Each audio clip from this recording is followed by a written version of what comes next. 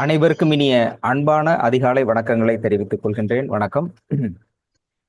அதாவது ஆஹ், குழந்தைகள் இன்றைக்கு அதிகமாக சொல்லப்படுவது குழந்தைகளுக்கு புது புதிய விஷயங்களை கற்றுக் கொடுக்க வேண்டும் அப்படி என்பது எல்லா பெற்றோர்களுடைய ஆசை, அதீத விருப்பம், எண்ணம் எல்லாமே இருக்கும். எல்லாம் மியூட்ல போட்டுக்கலாம்.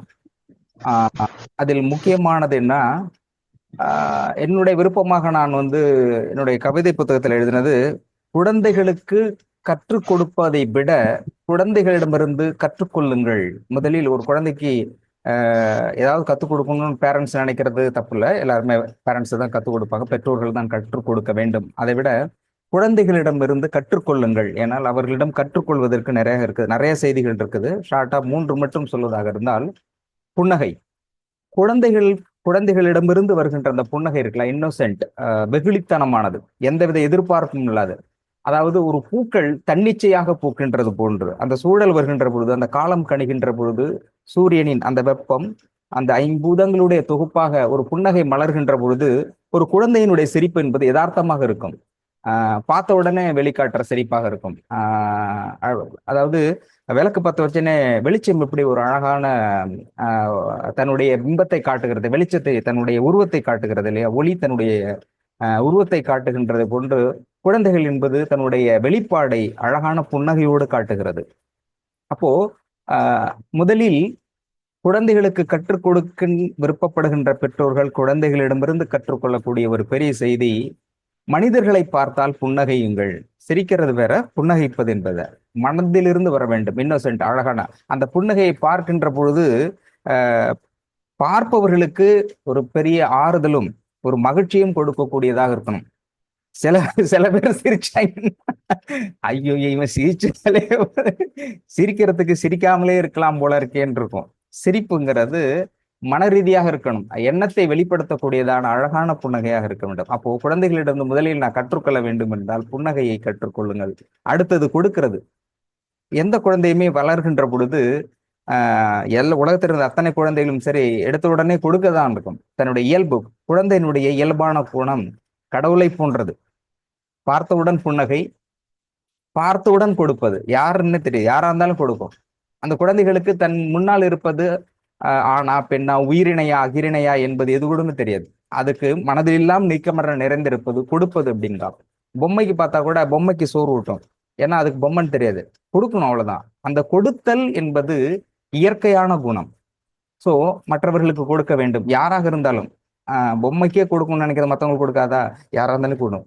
ஆனால் காலப்போக்கில் யாருமே கொடுக்காம இருக்கிறதுக்கு காரணம், பெற்றோர்கள் அவர்களுக்கு கற்றுக் கொடுத்த கலை, இயல்பான குணத்தை அவர்கள் மாற்றுகிறார்கள். கொடுத்தல் என்பது இயற்கை.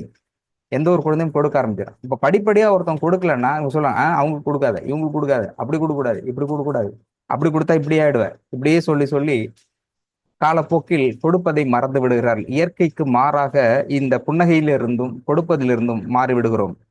அதே போன்று தூக்கம் வருகின்ற பொழுது இரவு தூக்கம் வருகின்ற பொழுது தூங்கும், பசிக்கின்ற பொழுது அழும், பசிக்கின்ற பொழுது சாப்பிடுகிறது, தூக்கம் வருகின்ற பொழுது தூங்குகிறது.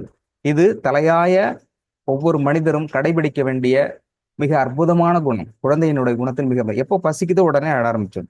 பசித்து புசி. சிலர் 3 வேளை தான் சாப்பிடணும், 1 வேளை 2 வேளை, இப்படி நிறைய கேட்டகரிஸ் எல்லாம் இருக்குது.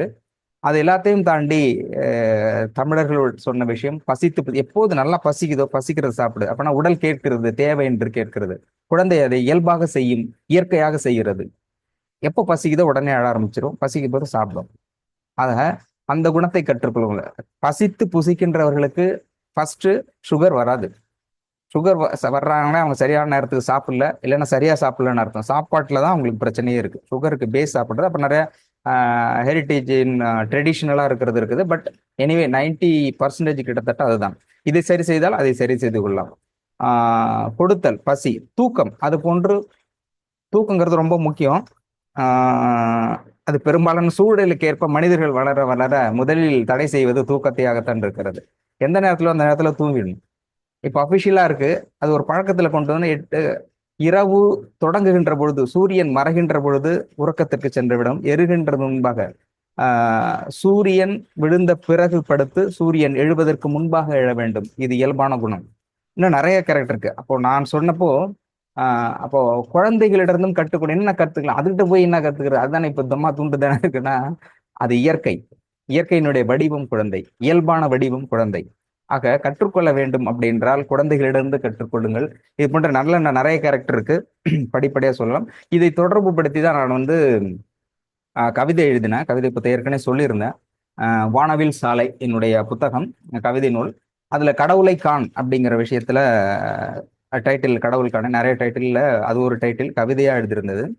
அதுல ஒரு குழந்தை பிறக்கின்ற பொழுது வெரி ஸ்டார்டிங் பிகினிங் ஸ்டேஜ், ஒரு செமன், ஒரு ஆண் பெண் ஒன்றாக இணைந்து கரு உருவாகி அந்த குழந்தை வெளியே வருகின்ற வரைக்கும் உள்ளுக்குள் என்ன மெடிக்கல் மருத்துவ ரீதியான அல்லது இயல்பான எப்படி அந்த குழந்தை கரு வளருகிறது அப்படிங்கிறதை பற்றியான ஒரு கவிதை தொகுப்பு. இது முழுக்க முழுக்க எம்பிபிஎஸ் டாக்டர் படிக்கிற எம்பிபிஎஸ் கருவியல் எம்பிரியாலஜியோட ஸ்பெஷல் புக் இருக்கு. அந்த புக்ல ஃபுல்லா முழுவதும் படிச்சுட்டு, அவ்வளோ பெரிய புக்கும் படிச்சு இடத்துல 480 பக்கம், அவங்களுக்கு செகண்ட் இயர்ல வரும் நினைக்கிறேன், I think so, MBBS second year book. அதை ஃபுல்லா படிச்சு முடிச்சுட்டு அதுல ஹிண்ட்ஸ் எடுத்து அந்த ஹிண்ட்ஸை வந்து ஒரு பக்கமா மாத்தி எசன்ஸா ஒரு ஜூஸா கொண்டு வந்துட்டு அதை கவிதையாக மாத்தினேன். அப்ப எனக்கு தெரியல எதுக்குடா இது இவ்வளவு பெரிய book, medical terms medical student படிக்கிறத போய் நாம படிச்சுக்கிட்டு இருக்கோம். அது ஃபுல் நோட்ஸ் இருக்கும், அந்த புக் இருக்குது. ஒரு மெடிக்கல் புக்கை நம்ம எதுக்கு படிக்கிறோம், மெடிக்கல் புக்கை எதுவும் கவிதையா எதுக்கு கொடுக்கணும் அப்படின்னு எனக்கு அப்ப படிச்சவங்க சொன்னாங்க. இவ்வளோ ஏன் ரிஸ்க் எடுத்து படிக்கிற, கவிதைனா கவிதை புக்கு தானே நீ படிக்கணும்னாங்க. அப்ப தெரியல, இப்போ தெரியுது. ஓகே, டெக்னிக்கலாகவும் மெடிக்கலாகவும் ஒரு ஒரு அடிப்படையில் ஒரு உயிர் எப்படி உருவாகிறது, அதுல இருந்து நிறைய விஷயங்கள் இருக்கு. ஒரு கைரேகை இருக்கு இல்லையா, கைரேகைக்கு மட்டுமே தனி சப்ஜெக்ட் இருக்கு. மெடிக்கலா அது எப்படி ஃபார்ம் ஆகுது, ரொம்ப பேர் கையை மூடிட்டு இருக்கிறதுனால கைரேகை வருதுன்றாங்க, அப்படி கிடையாது. இது கைரேகை எப்படி உருவாகிறது, அதுல என்னென்ன ஃபார்மாலஜி இருக்குது, ஸோ எதிர்காலத்தை கணிக்கக்கூடியது அது இருக்குமானா அப்படி சொல்லப்படுகிறது. அதை விட முக்கியம், அந்த கைரேகை என்பது தாயினுடைய குணத்தை பிரதிபலிப்பதாக இருக்கும். நிறைய விஷயங்கள் இருக்கு. அது எப்படி அந்த ரேகை எதெல்லாம் ஃபார்ம் ஆகுது, அதோட ப்ரெஷர் டச் இருக்கு இல்லையா, நான் பல தடவை சொல்லிருக்கேன், ஃப்ரீக்வன்சி ப்ரெஷர் அப்படிங்கிறது இல்லையா, அது ஃபார்ம் ஆகிறது அந்த ப்ரெஷர் பேஸ்ல இருக்கும். அது நிறைய இருக்குது. அப்போ இதுல வந்து ஒரு கரு உருவாகிற பொழுது ஒரு தாய் எப்படி இருக்க வேண்டும் அப்படிங்கிறதை பற்றியும், தாய் எந்த அளவுக்கு, தாயும் தந்தையும் ஒரு குழந்தை உருவாகுத கருவில் உருவாவதற்கு எந்த அளவுக்கு அவர்களுடைய பணி இருக்கிறது என்பதை பற்றியுமான ஒரு சின்ன கவிதை. ஏன்னா இது தாயினுடைய தந்தையினுடைய அந்த அர்ப்பணிப்பை குழந்தைகள் புரிந்து கொள்ள வேண்டும். அப்படி வளர்க்கப்படுகின்ற குழந்தை நிச்சயம் ஒருபோதும் தவறான வழியில் செல்லாது என்பதற்காக இந்த கவிதை. கடவுளை காண். தாய், உன்னை ஈமோத அவள் இதயம் சாயும், உன்னில் எறும்பு ஊற அவள் எலும்பு தேயும், முத்த குளிர்பாட்டி வெள்ளை இரத்த உணவூட்டி இமை கூடுக்குள் உன்னை உறங்க வைப்பாள். உலகில் ஒரு இசைக்கு ஒரு பொருள்தான் உண்டு, ஆனால் அவளோ நீ அழும் ஒவ்வொரு இசைக்கும் 1000 பொருள் உரைப்பாள். இது பசியால் வருகின்ற இசை, இது வலியால் வருகின்ற இசை, இது தூங்கச் சொல்லுகின்ற இசை, இது தூக்கச் சொல்லுகிற இசை என்று ஒவ்வொன்றிற்கும் ஒரு இலக்கணத்தை வைத்திருப்பாள். ஏதேனும் ஒன்றிற்கு அர்த்தம் தெரியவில்லை என்றாலும் அழுதிடுவாள். ஓட்டப்பந்தயத்தில் ஓடும்போது கூட மெதுவாக ஓடு என்பாள். அடுப்படியில் பருப்பை இறக்கும் போது நீ அம்மா என்றால் திரும்பி பார்த்து பருப்பிற்கு பதிலாக நெருப்பில் கை வைத்திடுவாள். தன் உடலை கொடுத்து உயிரை எப்படி உருவாக்குகிறாள் தெரியுமா? அதாவது அந்த சைக்கோட்டு ஃபார்ம் ஆகிறது எப்படின்னா, 150 மில்லி மைக்ரான்ல இருக்கும் எடை, அதோட எடை விந்தணு MUM. முதல் வாரத்தில் குறுகிய உறைக்குள் சிறையாகிறது. 9வது நாளில் ரத்தம் கட்டியாகிறது. 15, 16வது நாளில் 1 மில்லிமீட்டராக அது வளர்ச்சி அடைகிறது. 18வது நாளில் மூளை தண்டுவடம் திரவம், இது மூன்றும் ஒரு லிக்விட் ஃபார்ம்ங்கிறது சாலிட் ஸ்டேட்டுக்கும், சாலிடும் இல்லாமல் லிக்விட் இல்லாமல ஒரு ஸ்டேட் ஃபார்ம் ஆகும். அந்த இடத்துக்கிட்ட ஒரு கோட் இருக்கும், பட் ஐடென்டிஃபை பண்ண கொஞ்சம் கொஞ்சம் திட்டா மாறும். 3வது வாரம் முதலில் இதய அறைகள் உருவாகிறது. 24வது நாளில் தெரியும், அந்த சைக்கோட்டு ஃபார்ம்ல தலை மட்டும் கொஞ்சம் பெருசா ஃபார்ம் ஆகும். இது விஷுவலாகவும் பிக்சரைசேஷனும் பார்த்தா அது ரொம்ப அருமையா இருக்கும். அடுத்தது 26வது நாள், 1-2 நாள் முன்ன பின்ன இருக்கும். கை கால்கள் முட்டு மாதிரி வரும். 4வது வாரம் முடிவில் இதயம் துடிக்க ஆரம்பிக்கும். அதாவது நம்முடைய உடல் உறுப்பில் முதலில் இயங்குவது இதயம். 5வது வாரத்துல அதோடைய அளவு அப்படிங்கிறது 5-8 மில்லி மீட்டர் அந்த அளவுக்கு வளரும். அந்த 5வது வாரத்தில் முகம் சற்று, இது ஓரளவு ஃபேஸ்ன்னு ஐடென்டிஃபை பண்ண முடியும். 6வது வாரத்தில் முழங்கை மணிக்கட்டு, அந்த முட்டு மாதிரி இருக்கிறது டேர்ன், அது கொஞ்சம் பெண்ட் ஆகும், அந்த முட்டி தெரியும். 7வது வாரத்தில் கரு முதுகு அப்படி வளைஞ்சிருக்கிறது கொஞ்சம் நிமிர ஆரம்பிக்கும். 8வது வாரத்தில் கண் காது அந்த இடத்துல உருவாகிறது. 9வது வாரத்தில் ஆண் பெண் இனம், இது ஆணா பெண்ணா அப்படிங்கிறது ஐடென்டிபிகேஷன்ஸ் 9வது வாரத்தில் உருவாகிறது. 16வது வாரம் மெல்லிய தலைமுடி, 16வது வாரத்துல முடி வளருது. அப்பதான் இந்த வாமிட்டிங், எப்பப்போ வாமிட்டிங் வருது, அப்போ உள்ளுக்குள்ள என்ன நடக்கும் அப்படிங்கிறதுக்கான ரீசன். அடுத்தது 17வது 20வது வாரத்தில் குழந்தையினுடைய ஆக்டிவிட்டிஸ், அப்பதான் அசைவுகள் இருக்கும். அப்போ ஆக்சுவலி அது இருக்குன்னா 150 மில்லி மைக்ராம்ல இருந்து 250 இருந்து 450 கிராம் அதோட எடை இருக்கணும். 21வது வாரத்திலிருந்து 25வது வாரம் வரை உடல் வலுப்பெறும், அப்போ அது ஸ்ட்ரென்த் அண்ட் ஃபார்ம் ஆகும். அடுத்தது 26லிருந்து 29வது வாரம் வரை நுரையீரல் ஃபார்ம் ஆகும், அப்போ நல்லா சுவாசிக்க ஆரம்பிச்சிருவது. 30லிருந்து 34வது வாரம் கை கால் நீண்டு தோலினுடைய நிறம் மாறும். 35வது வாரத்திலிருந்து 40வது வாரத்திற்குள் கரெக்டாக ஷார்ப்பா சொல்லணும்னா முன்ன பின்ன இருக்கும். 286 நாளுக்கு முன்னோ பின்னோ உயிரிலிருந்து உயிர் வெளிவரும். அப்போ ஒரு குழந்தை வெளியே வருகின்ற போது அதனுடைய எடை எவ்வளவு இருக்கணும்னா 350 எடையில லென்த், அதனுடைய வளர்ச்சி என்பது 350 360 மில்லி மைக்ரான் அளவுக்கு இருக்கணும். அடுத்தது 3 கிலோவிலிருந்து 3.5 கிலோ வரைக்கும் நார்மல் குழந்தை இருக்கலாம். ஆணுக்கும் பெண்ணுக்கும் இது வித்தியாசம் உண்டு. இது ஏறத்தாழ எம்ப்ரியாலஜி ஃபுல் கருவியலை பற்றி முழுமையான இது ஃபுல்லா இருக்கும். இதுதான் அந்த சிலபஸ் ஃபுல்லா இருக்கும். டாக்டர் எம்பிபிஎஸ்னு நம்ம டாக்டருக்கு படிக்கலையாங்காட்டியும் டாக்டர் படிக்கிறத படிச்சிருக்கோம். பட் இதோட சாராம்சம் இப்படிதான் குழந்தை இருக்கும். இப்போ இதுக்கும் ஒருவருக்கும் சிம்டம்ஸ் இருக்கு. அப்போ ஒரு டயத்தில் இந்த 7வது மாதம் 9வது மாதம் அவங்க சீர் வைக்கிறது, வளையல் காப்பு நடத்துறது, இதுக்கும் அதுக்கும் என்ன சம்பந்தம் உண்டு அப்படிங்கிறதும் அறிவியல் பூர்வமாக அது குழந்தைக்கு எப்படி வளர்ச்சிக்கு அது பயன்படுகிறது என்றும் அது ரெண்டும் கோரிலேஷன்ஸ் இருக்கு. இப்போ அது வேண்டாம், அடுத்தது சொல்றேன். இது சொல்லி முடித்த பிறகு எழுதியிருக்கிறது, நீ ஒரு பிறப்பெடுக்க உன் தாயோ மறுபிறப்பெடுக்கிறாள், கருவில் வளர்ப்பது தாய், உருவில் வளர்ப்பது தந்தை, ஒருவருக்கு இரு கடவுள் இருக்க நீ ஏன் மதத்திற்கு ஒரு கடவுள் வைத்து மண்டை தேங்காய் உடைத்துக் கொள்கிறாய்.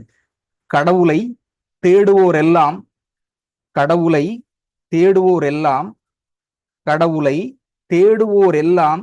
பெற்றோரை வணங்க ஆரம்பித்தால் இந்த பூமியே ஒரு கோவில்தான். நன்றி. அதாவது இதுதான் தாய்க்கான இலக்கை. தாய் ஒரு குழந்தையை உருவாக்குகின்ற பொழுது வயிற்றில் சுமக்கின்ற அந்த காலகட்டத்தில் ஏற்படுகின்ற வலி, வேதனை, வளர்ச்சி என்பதை பற்றியான அறிவியல் பூர்வமான மருத்துவ ரீதியான கருத்து. அப்போ இந்த ஃபார்மேஷன் எதை நான் எதுக்காக சொல்ல வந்தேன்னா, இந்த ஒரு டயத்திலையும் ஒரு வளர்ச்சியும் வருகின்ற பொழுது ஒரு தாய்க்கு ஏற்படுகின்ற அந்த வலி இருக்கு இல்லையா, பிரசவ வேதனை அப்படிம்பாங்க. அது உண்மையில் அவங்க வலி உயிர் போகின்ற பொழுது இருக்கிற ஒரு வலியினுடைய அளவிட விடவும் குழந்தை பிறக்கின்ற பொழுது அந்த வலி அதை விட கூடுதலானது. மரணத்தை விடவும் கூடுதலான வலியை பிரசவத்தின் போது பெண்கள் அனுபவிக்கிறார்கள். இதை இந்த ஜென்ஸ் ரொம்ப பேர் சொல்றாங்க, வீட்டில் பிரச்சனை வருகின்ற பொழுது ஆண் பெண்ணுக்கு இடையே, கணவன் மனைவிக்கு இடையே சண்டை வருகின்ற பொழுது ஆணை அங்கு பிரசவ வார்டில் அனுமதியுங்கள். அந்த வலி வேதனையை பார்க்கின்ற எந்த ஒரு ஆணும் தன்னுடைய மனைவியை அதன் பிறகு கனவிலும் கூட எதிர்த்து பேச மாட்டார். ஏனென்றால் அவர்களுடைய வாரிசை வழங்குகின்ற அந்த பெண் அவருடைய மனைவி எந்த அளவுக்கு வலியும் வேதனையும் கொடுத்து அந்த வாரிசை உருவாக்குகிறாள் என்பதை அறிந்து கொள்ள முடியும் என்பதனால் ஆண்களை அனுமதிக்க வேண்டும் என்று சொல்கிறார். அன்பார்ச்சுனேட்லி முடியல, சிலர் புரிந்து கொள்கிறார்கள். இந்த வலியையும் வேதனையையும் இந்த சூழலையும் சொல்லி வளர்க்கின்ற குழந்தைகள், அதுக்காக வழியில் எப்படி இருக்குது அப்படிங்கல, ஆனால் ஒரு குழந்தையை உருவாக்குவதற்கும் அதை படிக்க வைப்பதற்கும் வளர்ப்பதற்கும் அந்த வழியையும் அவர்களை உணர வைக்க வேண்டும். ரொம்ப பேர் நான் பட்ட கஷ்டம் என் குழந்தை படக்கூடாது, கடைசி வரைக்கும் நல்லாவே இருக்கணும், அப்படி கிடையவே கிடையாது. அப்படி அந்த மாதிரி வளர்க்கப்படுகின்ற குழந்தை திரும்ப ஆப்போசிட்டா தான் வருவாங்க. வலியையும் வேதனையையும் ஒரு குழந்தைகளுக்கு கற்றுக் கொடுங்கள். அது அவர்கள் வாழ்வில் முன்னேறுவதற்கு உறுதுணையாக இருக்கும். அதுதான் வழிகாட்டி. வழிதான் வழி. வழியை உணர்ந்த குழந்தை மிக சிறப்பான வழியில் நடக்கும் அப்படிங்கிறது என்னுடைய கருத்து. பல முறை சொல்றது, குழந்தைகளுக்கு தன்னுடைய வலியையும் வறுமையையும், வறுமைங்கிறத விட வசதியா இருந்தா கூட அவங்கள வறுமையை பற்றி தெரிந்து கொள்ள வேண்டும். கேட்ட உடனே எல்லாத்தையும் வாங்கி கொடுக்க கூடாதுங்கிறது சைக்கலாஜிக்கல் ரூட்டு. ஸோ இப்படி வளர்க்க வேண்டும் குழந்தையை, குழந்தைகளுக்கு சொல்லிக் கொடுக்க வேண்டும் அப்படிங்கிறது என்னுடைய தாழ்மையான கருத்து. அதோட சேர்த்து நேற்றுக்கு இன்னும் இதெல்லாம் சொல்லியிருந்தாங்க பலமுறை வரும்போது, இந்த கர்மா எக்ஸ்சேஞ்ச் வந்து டக்குன்னு முடிக்கல அப்படிங்கிறதுனால என்ன முடிச்சுட்டு அடுத்த எக்ஸ்சேஞ்சுக்கு போகலாம். ஸோ சொல்லணும் இல்லையா, ஒருத்தர் கேட்டிருந்தாரு, இது மாதிரி கடவுள்கிட்ட வேண்டும் போது என்னுடைய பிரச்சனையை எடுத்துட்டு இன்னைக்காவது ரிலீஸ் பண்ணி விடுங்கும் போது டக்குன்னு அப்போ வராது, ஏற்கனவே சொல்லியிருக்கேன். வழியில போறாங்க, கடவுள் வந்து சொல்றாரு எக்ஸ்சேஞ்ச் வந்தீங்க எல்லாம் வந்து மண்டபத்துக்கு வந்துருங்க, எல்லாத்திட்டும் சொல்றேன் 6 மணிக்கு வந்துருங்க அப்படின்றாரு. வழியில போகும்போது எல்லாருமே பை மூட்டை மூட்டையா எடுத்துட்டு போறாங்க. It's going on. கடைசியில மணி 5:30 வரைக்கும் பாக்குறான். 5 மணி வரைக்கும் எல்லாம் போயிட்டு இருக்காங்க. 5 மணிக்கு எல்லாம் இருக்க பொட்டி படுக்கெல்லாம் தூக்கிட்டு போறானு. அப்புறம் பாக்குறாரு, இருக்கிறதே இவ்வளவு பேர், இதை எவன்கிட்ட போய் நம்ம மாத்துறது, சரி அங்க ஏதாவது இருப்பாங்கட்டு எல்லாம் மண்டபத்துக்கு போறாங்க. மண்டபத்துல போய் இருக்கும் பொழுது கடைசியில 6 மணி லைட் ஆஃப் பண்ணும்போது ஒருத்த மட்டும் வரான். அவன் மட்டும் கோட் ஷூட் அழகா போட்டு அயன் பண்ணிட்டு நியூ ட்ரெஸ்ஸோட, அந்த ஊர்லயே ரொம்ப பெரிய ஆள் அவர் தான், மதிக்கத்தக்க ஒரு ஆள். அவர் வர்றாரு. அவர் வந்த உடனே எல்லாரும் பார்த்துட்டு அவர் கிட்ட போறான். ஏன்னா அந்த ஆள் தான் வெறுங்கை வீசிட்டு வரான். சரி இவரு இதை மாத்திப்போம், இவர் நம்மளத கொடுத்துட்டா அவரை மாத்திக்கலான்னு எல்லாமே அவர் பக்கம் க்ரௌட் மூவ் ஆகுது. போனோடனே உள்ள என்ட்ரி ஆகிறோடனே அப்ப நம்ம ஆள் கேட்குறான், ஐயா உனக்கு வந்து பிரச்சனை இல்லையா, கையை வீசிக்கிட்டு வரையே அப்படின்னு கேட்டோடனே அவர் சொல்றாரு, இல்ல இருக்குது என்ன, அப்புறம் எழுதிட்டு வர வேண்டியதானே, என்ன எழுதி வச்சிருக்கேன் காலையில இருந்து எழுதி எழுதி நிறைய ஆயிடுச்சு, அது லாரியில வந்துட்டு லாரியில பிரச்சனை வருதான். அவன் தெரிச்சு ஓட ஆரம்பிச்சுட்டான். சரி இவன்கிட்ட சரிப்பட்டு வராது அப்படின்ட்டு எல்லாம் ஒதுங்கின பிறகு 6 மணி ஆயிடுது. உடனே கடவுள் என்ன சொல்றாரு, சரி நீங்க யாரெல்லாம் பாத்துங்க, யார்கிட்ட எக்ஸ்சேஞ்ச் பண்ணிக்கலாம் அப்படின்னு. சரி பாத்துருக்காங்க, லைட் ஆஃப் பண்ணிடுறாரு. 5 நிமிஷம் இருக்காரு, லைட் ஆஃப் பண்ண 1 நிமிஷத்துல நம்மால் இருக்கா இல்லையா, நம்மால் ஐயோ கடவுளே லைட்டை போட்டுருக்க நம்மால் கத்திருக்கான். கத்துன உடனே கடவுள் வந்து இல்ல 5 நிமிஷம் ஆயுதான் போடுவோம், ரூல் தான் இருக்காரு. அவன் கையோ முறைன்னு நம்மளால தான் கத்திட்டு இருக்கான், மத்த எல்லாம் சைலண்ட்ல இருக்காங்க. உடனே கடவுள் வந்து லைட்டை போட்டுட்டு, ஏன்பா கத்துற, மத்தவங்க எல்லாம் வேலை பார்த்துட்டு இருக்காங்களே, இல்ல கடவுளே என் மணி பர்ஸை காணும், என் மணி பர்ஸை காணும், நான் எழுதி வச்ச பிரச்சனை அவனை எடுத்துக்கிட்டு, நீ தானே சொன்ன உன் பிரச்சனை எல்லாம் மாத்திக்கலான்னு நீ சொன்ன, ஆனா நம்மளை விட கம்மியா எவனா இருப்பான்னு பார்த்தா எல்லாம் நம்மளை விட மூட்டையா வச்சிருக்கான். சரி இதே பத்திரமா எடுத்துட்டு போயிடலான்னு வச்சிருந்தா இது எவனும் புடிங்கிட்டு போயிட்டாங்க, இப்ப என்ன பண்றது அப்படின்னாரு. கடவுள் என்ன சொன்னாரு, அதெல்லாம் முடியாது, ரூல் தான், உன்னது யார் எடுத்தானோ அவனுக்கு உன்னோட பிரச்சனை போயிடும், அது போல உனக்கு ஏதாவது கொடுத்து உனக்கு ஏதாவது பிரச்சனை கொடுத்துருக்கானா பாரு என்ன. அங்க பார்த்தா ஒண்ணுமே இல்ல. அவன் பார்த்தா பக்கத்துல அவனோட ஒரு பெரிய மூட்டை வந்து அவர் சொன்ன, இது புதுசா வந்திருக்க கடவுள், புதுசா எல்லாம் கடவுள ஒண்ணு இதை எடுத்துக்கிட்டு அவன் எக்ஸ்சேஞ்ச் பண்ணி கொடுத்துட்டு போயிருக்கான். அட பாவி பயல, பிரச்சனையே மூட்டை கணக்கில் வச்சிருக்கான் போல இருக்கேன்னு. சரி எடுத்து படிச்சுக்கொண்டு அவர் டக்குன்னு மறைஞ்சிடுறாரு. மறைஞ்சு சரி என்னதான் இருக்குன்னு படிக்கலான்ட்டு எடுத்து பார்த்தா வால்யூமா போட்டிருக்கான். உடல் நல பிரச்சனை, கடன் பிரச்சனை, கடன் கொடுப்பவர்கள் வாங்குபவர்கள், அம்மா பிரச்சனை, அப்பா பிரச்சனை, பாட்டி பிரச்சனை, தாத்தா பிரச்சனை, மனைவி பிரச்சனை, குழந்தையா பிரச்சனை, நாத்தனார் பிரச்சனை, தாத்தா பிரச்சனை அப்படின்னு ஒண்ணுக்கும் புக்கு போட்டு வச்சிருக்கான். அதுல அட பாவி, இப்படி அடா போட்டு வைப்பாங்க புத்தகத்துல அப்படின்னு. சரி மத்ததெல்லாம் விடுவோம். இந்த இது சொன்னார் இல்லையா, உடல்நல பிரச்சனை இருக்கு இல்லையா, உடல்நல பிரச்சனையை பார்ப்போன்னே ஃபர்ஸ்ட் ஓபன் பண்ணிருக்கான், போட்டு பிபி அப்படின்னு இருக்கான். ஓஹோ பிபில ஏன் அவன் எழுதிருக்கான், காலையில் பிபி, மதியம் பிபி, இரவு நேரம் பிபி, நான்வெஜ் சாப்பிட்டால் வருகின்ற பிபி, வெஜிடேரியன் சாப்பிடும்போது பிபி வருகிறது. பிபி சுகர் சாப்பிடும், அடுத்து போட்டுருக்கான் சுகர், சுகர் சாப்பிடும்போது வருகின்ற பிபி, சுகர் இல்லாத போது வருகின்ற பிபி. சுகர்ல இருக்கு இல்லையா, சுகர்ல ஹை பிபில வரும்போதும் லோ பிபில வரும்போதும் பிபிக்கு மட்டுமே ஒரு 40 அட நாரப்பையில வளைஞ்சு இதை படிக்கிறதே ஒரு வருஷம் ஆயிடும் இருக்கேன். அடுத்தது பிபி சுகர் எழுதியிருக்காரு. சுகர் எழுதி முடிச்ச உடனே அடுத்தது வந்து கொலஸ்ட்ரால் எழுதியிருக்காரு.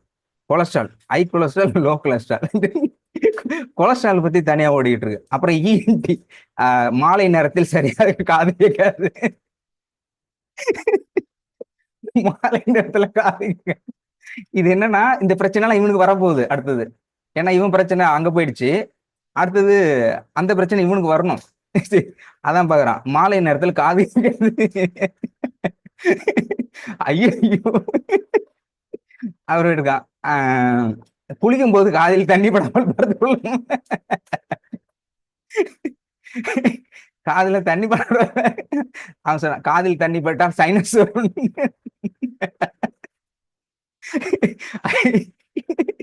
காதுல சைனஸ், அப்புறமேட்டுக்கு தண்ணி படாமல் பார்த்து கொள்ளவும். அப்புறம் திரும்ப அவன் ஹிண்ட்ஸ் போட்டிருக்கான், காதை இஎன்டியா, கண்ணு, கண்ணு திரும்பும்போது அதிக வெளிச்சம் வரக்கூடாது, குறைவான வெளிச்சம் இருக்கக்கூடாது, மிதமான வெளிச்சத்தில் செல்லும். சரி, அப்புறம் மிதமான வெளிச்சம். அதுக்கு தொண்டை, சூடான பொருளை சாப்பிடக்கூடாது, சூடான பொருளை சாப்பிட்டால் வயிறுக்கு வந்து வலி வந்து விடும், குளிர்ச்சியான பொருளை எடுத்துக்கூடாது, அதன் பிறகு உடனடியாக சளி பிடித்து விடும். சரி, மொத்தத்துல சாப்பிட கூடாது சொல்லிட்டு எழுதிட்டு வரான். அடுத்தது வந்து அப்புறம் தலை குளிக்கிற சொல்றான், எப்போதுமே சுடு தண்ணியில் தான் குளிக்க வேண்டும், அதுவும் சூடாக இருக்க கூடாதுன்னு. சுடு தண்ணி சூடாம இருக்கு, சுடு தண்ணி சூடாக இருக்கும். அது ஹிண்ட்ஸ் போட்டுறேன், சுடு தண்ணி சூடாக இல்லாமல் குளிக்கும். சரி, ஹிண்ட் வரும்போது அப்புறம் சொன்ன அது மாதிரி குளிச்சாக்க, குளிச்சு 5 நிமிடத்தில் தலை காய்ந்து விடும், இல்லவென்றால் தலைவலி வந்து விடும், ஒற்றை தலைவலி வரும், ஒற்றை தலைவலி 5 நேரத்து நீரா இரட்டை தலைவலியாக மாறும். சரி, அப்புறமேட்டு கரெக்டாக 9 மணிக்கெல்லாம் படுத்து விட வேண்டும், படுக்கவில்லை என்றால் அவன் சொல்றான் பின் மண்டை வலிக்க ஆரம்பிச்சு, பின் தலைவலி. சரி ஓகே, அது ஹிண்ட்ஸ் போட்டுட்டே இருக்கான், தலைவலி வயிற்று வலி ஆனா போட்டுட்டே இருக்கும்போது அப்புறம் சொல்லுவேன், ஏற்கனவே ஹார்ட்டில் வந்து 2 முறை ஹார்ட் பிளாக்கேஜ் இருந்திருக்கு, அது பிளாக் நீக்கி இருக்கும், அதன் பிறகு வந்து 2 முறை open heart surgery, open heart surgery. அவ கேட்டிருக்கான், கடவுளே இது ஒருத்தனுக்கு உள்ள பிரச்சனையா இல்ல ஒட்டுமொத்த பேருக்கும் உள்ள பிரச்சனையான்னு. அவர் சொல்றாரு ஒருத்தன் பிரச்சனை தான் இருக்கான், இதுக்கு நாக்கு தள்ளுது முடிக்கிறதுக்குள்ள எப்படி, இது உண்மையில எல்லாமே எனக்கு வருமா? ஆமாப்பா, நீங்க வீட்டுக்கு போனதுல இருந்து இதுதான் அவன் ஸ்டார்ட் ஆகும், ஆர்ட் பிரச்சனை. அப்ப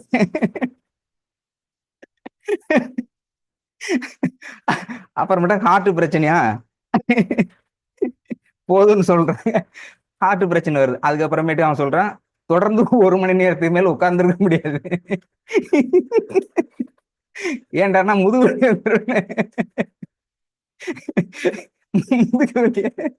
முதுகு வலி வருமா. அப்புறமேட்டு நடக்கும்போது நடக்கும்போது பொறுமையாக நடக்கும். சரி, வேகமாக நடந்தால் தலை சுற்றும், வேகமாக நடந்தால் தலை சுற்றும். எந்த சூழலிலும் ஓடக்கூடாது, ஓடக்கூடாதானே எதுக்குன்னா ஓரளவுக்கு மேல் ஓடினால் முட்டி வலி வரும், ஏனென்றால் முட்டி தேய்ந்து 6 வருடங்களாக மாத்திரை எடுத்துக்கொண்டு இருக்கிறேன். ஐயோ போயிட்டு இருந்தது, நிறைய போயிட்டு இருக்கு. அதுக்கப்புறம் போட்டா செரிமான பிரச்சனை அப்படின்னு போடுறேன். சரிண்ணா, செரிமான பிரச்சனை என்ன போட்டிருக்கான், வாரத்துக்கு ஒரு முறை தான் பாத்ரூம் வரும்.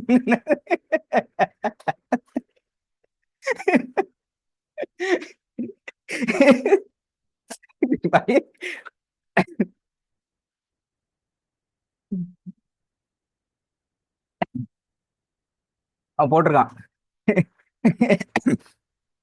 வாரத்துக்கு ஒரு முறைதான் பாத்ரூம் பாத்ரூம். சரி முடிச்சுக்கலாம்னு நினைக்கிறேன். வாரத்துக்கு ஒரு தடவை உடனே சொல்றான், கடவுளே தயவு செஞ்சு எப்படியாவது மணி பர்ஸ் கண்டுபிடித்து கொடுத்துருன்னு. அதுக்கப்புறம் கீழே போட்டுக்கான், பாத்ரூம் அதிகம் உடனடியாக அந்த ஒரு வாரத்துக்குள் போக வேண்டால் கேஸ் ஜாஸ்டிக் அதிகமாகி உடனே பறக்க ஆரம்பித்து விடலாம். பறக்க என்னடா அது, ஒரு உடம்புல ஒரு வியாதி இருக்குது, கேஸ் ஜாஸ்டிக் அதிகமாகி பறந்துடும்.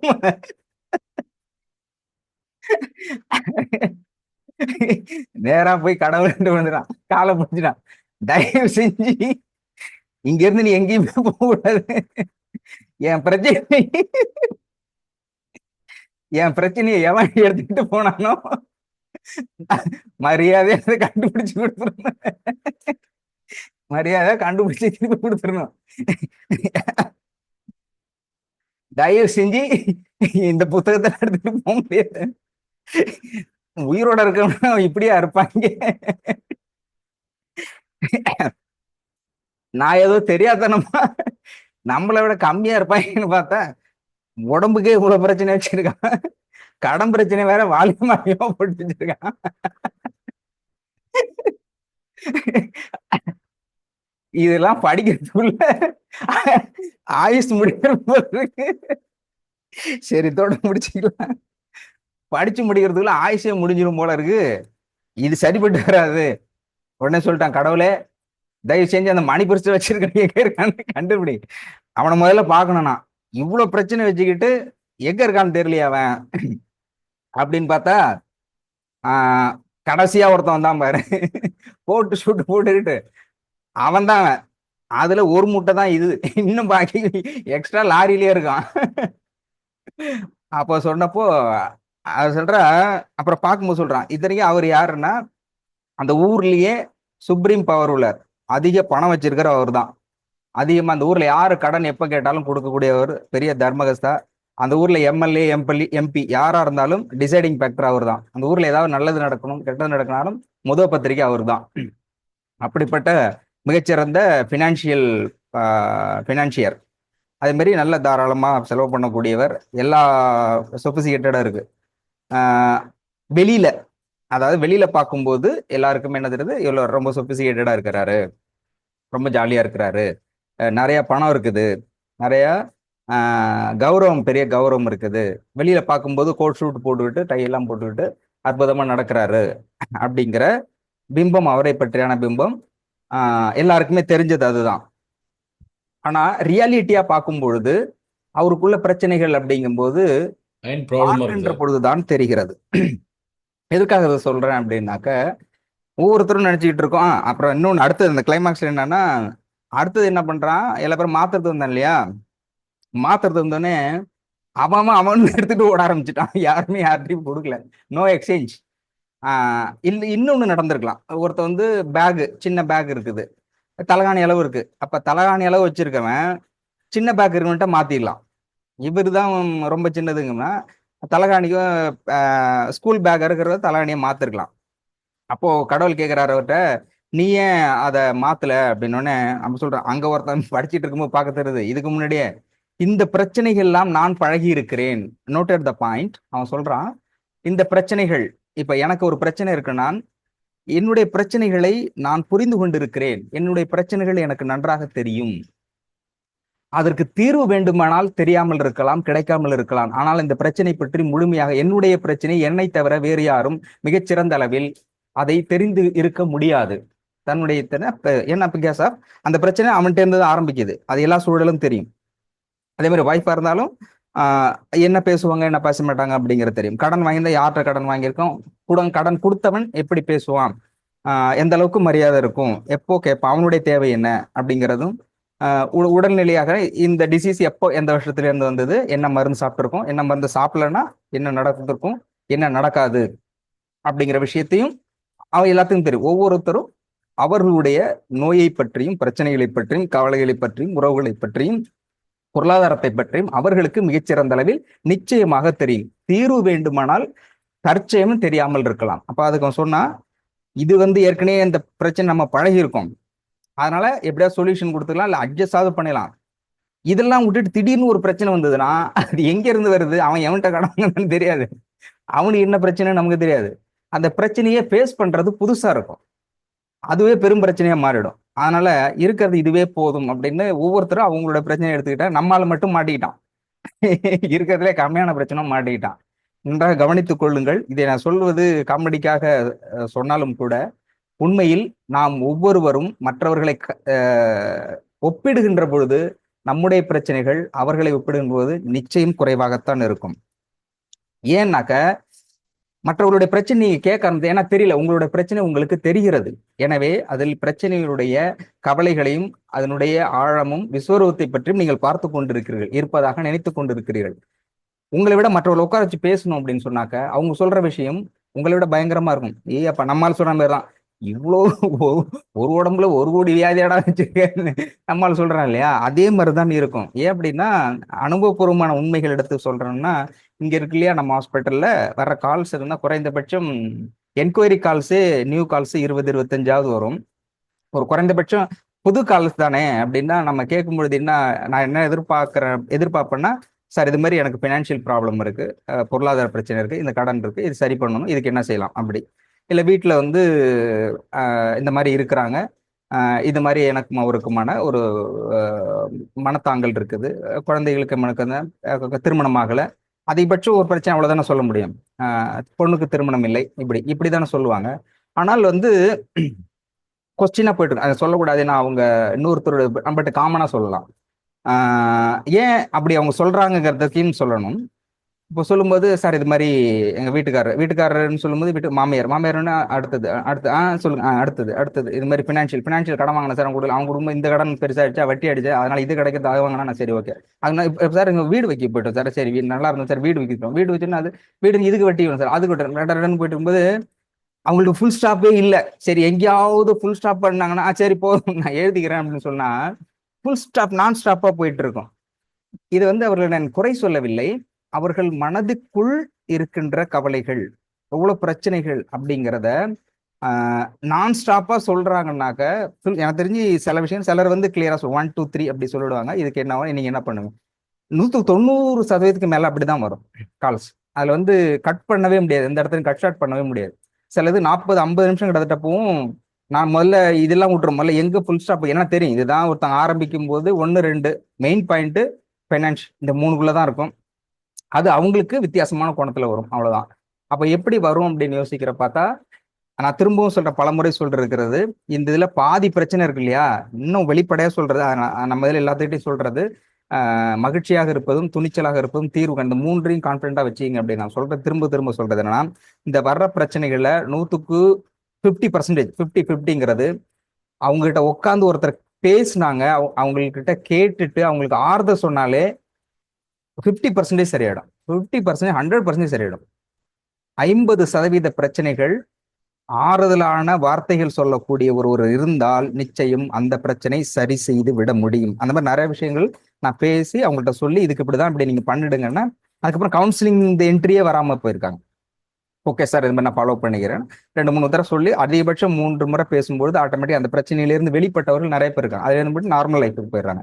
அப்போ அவர்களுக்கு எப்படி என்ன பிரச்சனை வருதுன்னா, அவங்களுக்கு ஒரு ப்ராப்ளம் இருக்குன்னா அதை மட்டுமே அவங்க நினைச்சுக்கிட்டே இருக்காங்க, இதுக்கு என்ன சொல்யூஷன், இதுக்கு என்ன. அப்போ மற்றவங்க எல்லாம் நம்ம பார்க்கும்போது நல்லா கோட் ஷூட்டு டை நல்லா புடவை கட்டிட்டு ஜிங்கி ஜாங்குன்னு எல்லாம் போகும்போது வயலில் பார்க்கலாம் எல்லாருமே நல்லா இருக்காங்க போல இருக்கு, நம்ம தான் இப்படி கஷ்டப்பட்டுட்டு இருக்கும்போது நமக்கு மட்டும் ஏன் ஆண்டவன் இப்படி வச்சிருக்கானோட்டு கோயில்ல குருமார்கள் கிட்ட போய் எல்லாம் வேண்டிக்கிட்டு இருக்காங்க, பரிகாரத்துக்கு அலைய ஆரம்பிச்சிடுறாங்க. பட் ரியாலிட்டி என்னன்னா, அவங்க அவசரமா ஓடிட்டு பிடிச்சி உனக்கு எதுவும் பிரச்சனை இல்லையான்னா, என்னது பிரச்சனை இல்லையா உட்கார்றாங்க. அவன் ஆரம்பிச்சான்னா அவ்வளவுதான். ஒவ்வொருத்தருக்கும் இருக்குது. ஆனால் அதை கடந்து போகின்ற வழி தெரியும். அதுல திரும்பவும் நான் சொல்வது, உங்களுடைய மனதை திறந்து பேசுங்கள், உறவுகளிடம் பேசுங்கள். பிரச்சனையும் உறவுகள்ல இருந்து தான் வருது. பிரச்சனையை அவன்கிட்ட போய் என்ன சார் நம்ம பேசுறது, வேற எங்கேயாவது பேசுவோம் அப்படின்றாங்க. பட் அந்த மாதிரி ஒரு நட்பை வளர்த்து கொள்ளுங்கள். மிகச்சிறந்த அது. அதாவது இரத்த உறவுகளை விட நட்பு இருக்கு இல்லையா, அது மிகச்சிறந்த வாழ்வினுடைய மிகப்பெரிய பலத்தை கொடுக்கும். பலத்தை கொடுக்கும். எந்த சூழ்நிலையிலும் மிகப்பெரிய பலத்தை கொடுக்கக்கூடியது நட்பு. நட்பு கிட்ட நீங்க எதை பத்தி வேணாலும் பேசலாம், எப்படி வேணாலும் பேசலாம், மிகப்பெரிய ஆறுதலை கொடுக்கும். நிறைய டிவி பேட்டியில நம்ம நிறைய எடுக்கும்போது அதுல வந்து எனக்கு ரொம்ப பிடிச்சது வந்து சூப்பர் ஸ்டார் ரஜினிகாந்த் ஒரு முறை சொல்லியிருந்தார். சினிமா படம் பத்தி சொல்லக்கூட, பட் இருந்தாலும் இந்த இடத்த நான் கோட் பண்ண விரும்புறேன். அவர் வந்து இங்க பெரிய லெவலில் சூப்பர் ஸ்டாரை வச்சு லட்சக்கணக்கில் கோடிக்கணக்கில் சம்பளம் வாங்கிட்டு இருக்கும்பொழுது அவங்க அப்பாவை கூப்பிடுறாரு. நான் தான் இங்க பெரிய அளவுல இருக்கேன், நிறைய சம்பாதிக்கிறேன், திரும்ப நீ ஏன் அங்க இருக்கிறீங்க, உங்களுக்கு என்ன வேணுமோ, உங்களுக்கு தனி வீடு வேணாலும் வீடு வாங்கிக்கலாம், கார் வாங்கிக்கலாம், என்ன வேணாலும் சாப்பிடலாம், எங்கே வேணாலும் போகலாம், உங்களுக்கு என்னென்ன வேணுமோ எல்லாமே என்கிட்ட பணம் இருக்குது, வாங்க அப்படின்னு கூப்பிடுறாரு. இது சொல்லி கூப்பிடுறாரு, உங்களுக்கு என்ன வேணுமோ ஏன் அங்க இருக்கீங்க வந்துருங்க அப்படிங்கும்போது அவர் சொல்லுகின்ற வாசகம் ரொம்ப முக்கியமானது. அவர் சொல்றாரு, பணம் இருக்குது, என்ன வேணாலும் வாங்கலாம், எங்க வேணாலும் போகலாம், இப்படி வேணாலும் இருக்கலாம். ஆனா அவர் சொல்றாரு, ஆனால் நான் மனசு விட்டு பேசுறதுக்கு என்னோட ஃப்ரெண்ட்ஸ் எல்லாம் இங்க இல்லையே அப்படிங்கிறாரு. நான் மனம் விட்டு பேசுவதற்கு அவர் சொல்லல, என்னுடைய உறவினர்கள் வளர்ந்தவங்க அப்படி யாருமே சொல்லல, உறவினர் சொல்லல, நான் மனசு விட்டு பேசுறதுக்கு என்னோட ஃப்ரெண்ட்ஸ் யாருமே இல்லையேங்க, நான் எப்படி இருக்க முடியும், இதுதான் சொல்றாரு.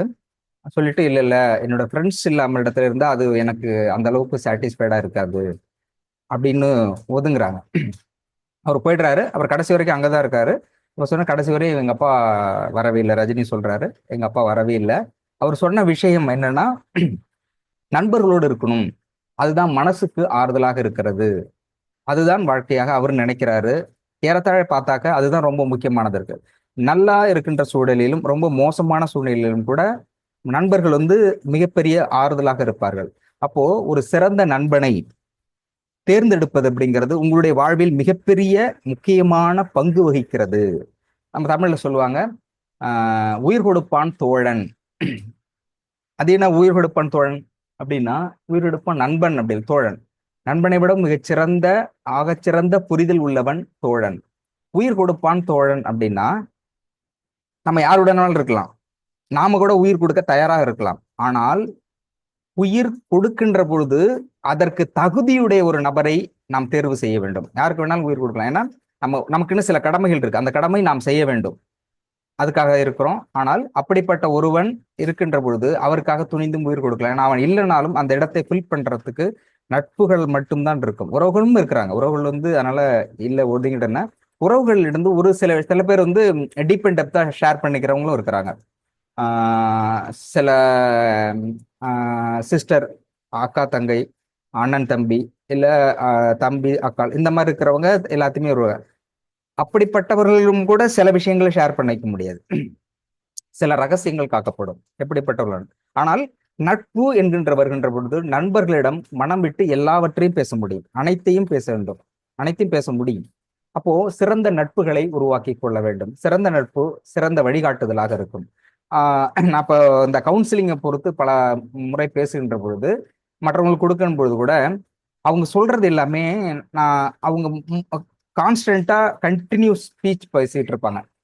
அதனால சில விஷயங்கள் என்ன பண்ண விட்டுட்டு அவங்க சொல்றதை மட்டுமே கேட்டுட்டு இருப்பேன். வேற ஏன்னா அந்த இடத்துல அவங்களுக்கு பெரிய மெடிசனே கேட்பது என்பது மருந்தாக மாறுகிறது அப்படிங்கிறது நான் இங்க வரும்போது தான் தெரிஞ்சுக்கிறேன். இப்போ எந்த மெடிசனும் கொடுக்கறது இல்லை, எந்த மெடிடேஷன் பத்தியும் சொல்றது இல்லை, எந்த டிவைனை பத்தியும் நான் பேசுறது இல்லை. ஒன்னே ஒன்று நான் கேட்டுக்கிட்டு இருக்கிறதுன்னா அவங்க சொல்றதை மட்டும் கேட்டுக்கிட்டே இருக்கேன். ஆனா ஆயிரக்கணக்கான ஸ்டோரிஸ் இருக்கு, லட்சக்கணக்கான ஸ்டோரி இருக்கும், ஒரே மாதிரி தான் இருக்கும். ஆனாலும் அவங்க சொல்கின்ற பொழுது அந்த வே ஆஃப் ப்ரெசன்டேஷன் இருக்கு இல்லையா, அந்த ப்ரெசன்டேஷன் தான் நான் வந்து கவனிப்பேன். எப்படி சொல்றாங்கன்னா அந்த வழி இருக்கு இல்லையா, அந்த வழியை எக்ஸ்பிரஸ் பண்றது, ஒரு வார்த்தையை ஒருவர் சொல்கின்ற பொழுது அனைத்தும் ஒரே மாதிரியாக இருக்கு. நம்ம ஸ்டைல்ல சொன்னா ஒரு மாதிரி இருக்கிறதெல்லாம் ஒரே மாதிரி தான், ஒரே மாதிரி இல்லை. எனக்கு ரொம்ப கஷ்டமா இருக்கு சார் அப்படின்னு ஒரு வார்த்தை சொல்றாங்க இல்லையா, அந்த கஷ்டமா இருக்கு அப்படிங்கிறத 1000 பேர் சொன்னாலும் அந்த கஷ்டமா இருக்குங்கிற வார்த்தைக்கு அர்த்தம்ங்கிறது 1000 அர்த்தங்கள் இருக்கு. ஒவ்வொருத்தரும் சொல்லும்போது ஒரு அம்மா வந்து தன்னுடைய குழந்தை கஷ்டமா இருக்கு சாருங்கும்போது அப்ப வந்து அந்த அதை சொல்ற இல்லையா, பெயின் அப்படிங்கிறத 1 to 100 அப்படின்னு போட்டோம்னா அவங்க அந்த எக்ஸ்பிரஸ் பண்றாங்க இல்லையா, அதை பார்க்கலாம். 50% கிட்டத்தட்ட இவங்க டிப்ரெஷன்ல இருக்கிறாங்க. அந்த வார்த்தை கஷ்டப்படுறேன் அப்படிங்கிறதையும் இப்படி இருக்கிறாங்க அப்படிங்கிறதும் அந்த வழியை சொல்லுகின்ற சூழல் இருக்கு இல்லையா, அதுங்கிறது பாயிண்ட் அவுட்ல பார்த்தீங்கன்னா பர்சன்டேஜ்ல போட்டுட்டு வந்தாக்க 100% கிட்டத்தட்ட போனோம்னா சொல்லிடலாம் இத்தனை பர்சன்டேஜ் அவங்க கிட்டத்தட்ட வலியிலும் வேதனையிலும் கவலையிலும் இருக்கிறார்கள் அப்படிங்கிறத முழுமையாக சொல்லிவிட முடியும். அப்ப நம்ம சொல்றது இந்த கவலை பிரச்சனை இது எல்லாமே இருக்கு இல்லையா, இந்த ஃப்ரீக்வன்சி எல்லாமே லோ ஃப்ரீக்வன்சில மைண்ட் செட் ஆகுது. ரியாலிட்டி அதுதான் நடக்கிறது. நீங்க எதை அதிகமாக கவலைப்படுகிறீர்களோ ஒத்ததை ஒத்தது இருக்கும். நீங்கள் எதை அதிகமாக கான்சென்ட்ரேஷன் அதிகமாக கான்சென்ட்ரேட் பண்றீங்களோ அதுதான் ஈர்க்கிறது. எதில் கவனத்தை எதில் கவனம் செலுத்துகிறீர்களோ அதை ஈர்க்கிறது. அதனாலதான் நான் சொல்லுது பி பாசிட்டிவ். நான் பலமுறை நம்மள சொல்லும்போது மகிழ்ச்சியாக இருக்கணும் அப்படின்னு சொல்றதுக்கும் காலையில் வந்து பிஃபோர் 5 o'clock வந்து அசம்பிள் ஆகிற நம்ம குழுவை சார்ந்தவர்கள் வந்து குறைந்தபட்சம் பாடுங்கள் அல்லது பாட்டை கேளுங்கள் அப்படின்னு சொல்றதுக்கு ரீசன் மனதை இலகுவாக வைத்துக் கொள்ள வேண்டும். That frequency, same frequency. 7 சக்கராக்கள் டாக்டர் அடிக்கடி சொல்லுவாங்க இல்லையா, கண்ணுக்கு தெரிந்ததை கண்ணுக்கு தெரியாதது இயக்குகிறது அப்படின்னு சொல்லுவாங்க இல்லையா. அப்போ நம்முடைய உடல் என்பது கண்ணுக்கு தெரியுது. நம்ம நினைச்சுட்டு நம்ம உடம்பு தான் இயங்குகிறது அப்படின்னா நிச்சயம் நம்முடைய உடம்பு நாம் இயக்கவில்லை. நல்லா கவனி, நம் உடம்பை நாம் இயக்கவில்லை. நம்முடைய உடம்பே நாம் சொல்வதை கேட்பதும் இல்லை. நம்ம உடம்பு நம்ம சொல்றோம் இல்லையா, மத்த அவன் நான் சொல்றேன் என் பிள்ளை கேட்க மாட்டேங்கிறேன், நான் சொல்றேன் என் வீட்டுக்காரர் கேட்க மாட்டேங்கிறாரு, நான் சொல்றேன் என் ஒய்ஃப் கேட்க மாட்டேங்கிறாங்க அப்படின்லாம் சொல்றோம் இல்லையா. அப்படி கிடையாது. நம்ம சொல்றது நம்ம சொல்றத நம்ம உடம்பே கேட்கறது இல்ல. தலைமுடி இருக்குது கொட்டாதன்னா கேக்குது. அது என்ன ரொம்ப பேர் சொன்னா என்ன தலைமுடி கொட்டுறதுக்கு போய் கவலைப்படுறேன். டாக்டர் சொன்னாரு கவலைப்படுறதுனால முடி கொட்டுதுன்றாரு. எனக்கு முடி கொட்டுறதே கவலையா இருக்கு. முடி கொட்டுறதே கவலையா இருக்குது. இதுக்கு நான் எங்க போய் சொல்றது என்ன? சரி கொட்டினா விட்டுட்டு போக வேண்டியது தானே. கொட்டுனா விட்டுட்டு போனா பரவாயில்ல. குளிச்சுட்டு பழக்கமா தலை தோட்டினா தானே முடி கொட்டும். ஆமா நானே எனக்கு ஃபேன் பக்கத்துல உட்காந்தாலே கொட்டுது. ஃபேன் பக்கத்துல உட்காந்தாலே கொட்டுது அப்படின்னா அப்ப இது கவலைப்படக்கூடிய, அப்ப கவலைப்படுறத படாமே இருக்க முடியல. அப்போ அது இன்னொரு திருமணம் ஆவதுக்கு முன்பாக முடி இருக்கிறது ரொம்ப முக்கியமான விஷயமாக பார்க்கப்படுகிறது. அதுல நான் வந்து கடலூர் ஷிப்காட் ஷாஷன் கெமிக்கல்ஸ் ட்ரக்ஸ் இண்டஸ்ட்ரியில ஒர்க் பண்ணிட்டு இருந்தேன். டேப்லெட் ப்ரிப்பரேஷன் மருந்து தயாரிக்கின்ற நிறுவனத்தினுடைய ஆப்ரேஷன் கம் சூப்பர்வைசரா ஃபர்ஸ்ட் என்னுடைய கேரியர் அங்கே தான் ஸ்டார்ட் பண்ணேன். ஷிப்காட் இண்டஸ்ட்ரி ஷாஷன் கெமிக்கல்ஸ் அதுல ஒர்க் பண்ணிட்டு இருக்கேன். அதுல வந்து ரானிடிடின், இபுப்ரூஃபன், அனாசின் இந்த மெடிசன்ஸ் டேப்லெட்லாம் எப்படி வந்து ப்ரிப்பேர் பண்றாங்க அப்படி நான் ப்ரிப்பரேஷன் கெமிஸ்ட்ரிங்கிறதுனால அது ப்ரிப்பரேஷனுக்கு போயிருந்தேன். அதுல நிறைய டிராவல் இருக்கும். அதுல வந்து ராஜ்குமார் அப்படின்ற என்னுடைய நண்பர், அவன் சீனியர், என்னோட சீனியர், ரொம்ப வருஷமா அதில் ஒர்க் பண்ணிட்டு இருந்தாரு. அவருக்கு வந்து ரொம்ப வருஷமா பொண்ணு பார்க்க தள்ளி தள்ளி போயிட்டு இருந்தது. 2 நாள் அவர் எக்ஸ்சேஞ்ச், அவர் ஷிஃப்ட்டை நான் பார்த்துக்கிறேன், சரி பொண்ணு பார்க்க போனோம். போயிட்டு வந்தார்.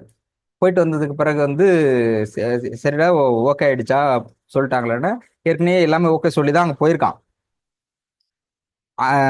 போயிருக்கும்போது பொண்ணு பார்த்துருக்காங்கன்னே டீ கொடுத்துருக்காங்க. டீ கொடுத்துருன்னே ரெடியாக இருக்கும்போது பொண்ணு வீட்டில் பொண்ணோட அம்மா வந்து எல்லாத்தையும் டீ கொடுப்பாங்க இல்லையா. டீ கொடுக்கும்போது என் ஃப்ரெண்ட் இருக்கா இல்லையா, ஃப்ரெண்டோட அப்பா கிட்ட மாப்பிள்ளை நல்லா இருக்காருன்னு அவர்கிட்ட கொடுத்துருக்கு. இவனுக்கு ஷாக் ஆயிடுச்சு. என்னடா பிகாஸ் ஆஃப் என்னன்னா இவனுக்கு வந்து தலைமுடியில ஃபுல்லாவே வழுக்க, கெமிஸ்ட்ரியா இண்டஸ்ட்ரி ஃபுல்லா வழுக்க, அவருக்கு ஆப்போசிட் தலை ஃபுல்லா முடி கருகருன்னு. அவர் ஒழுங்கா கொஞ்சம் பழைய சட்டை கீழே போட்டுட்டு போகணும்ல, அவரும் மாப்பிள்ளை மாதிரியே ட்ரெஸ் போட்டு போயிருக்காரு. இவன் ஷிஃப்ட் முடிச்சுட்டு பழைய சட்டையை போட்டு போயிருக்கான்.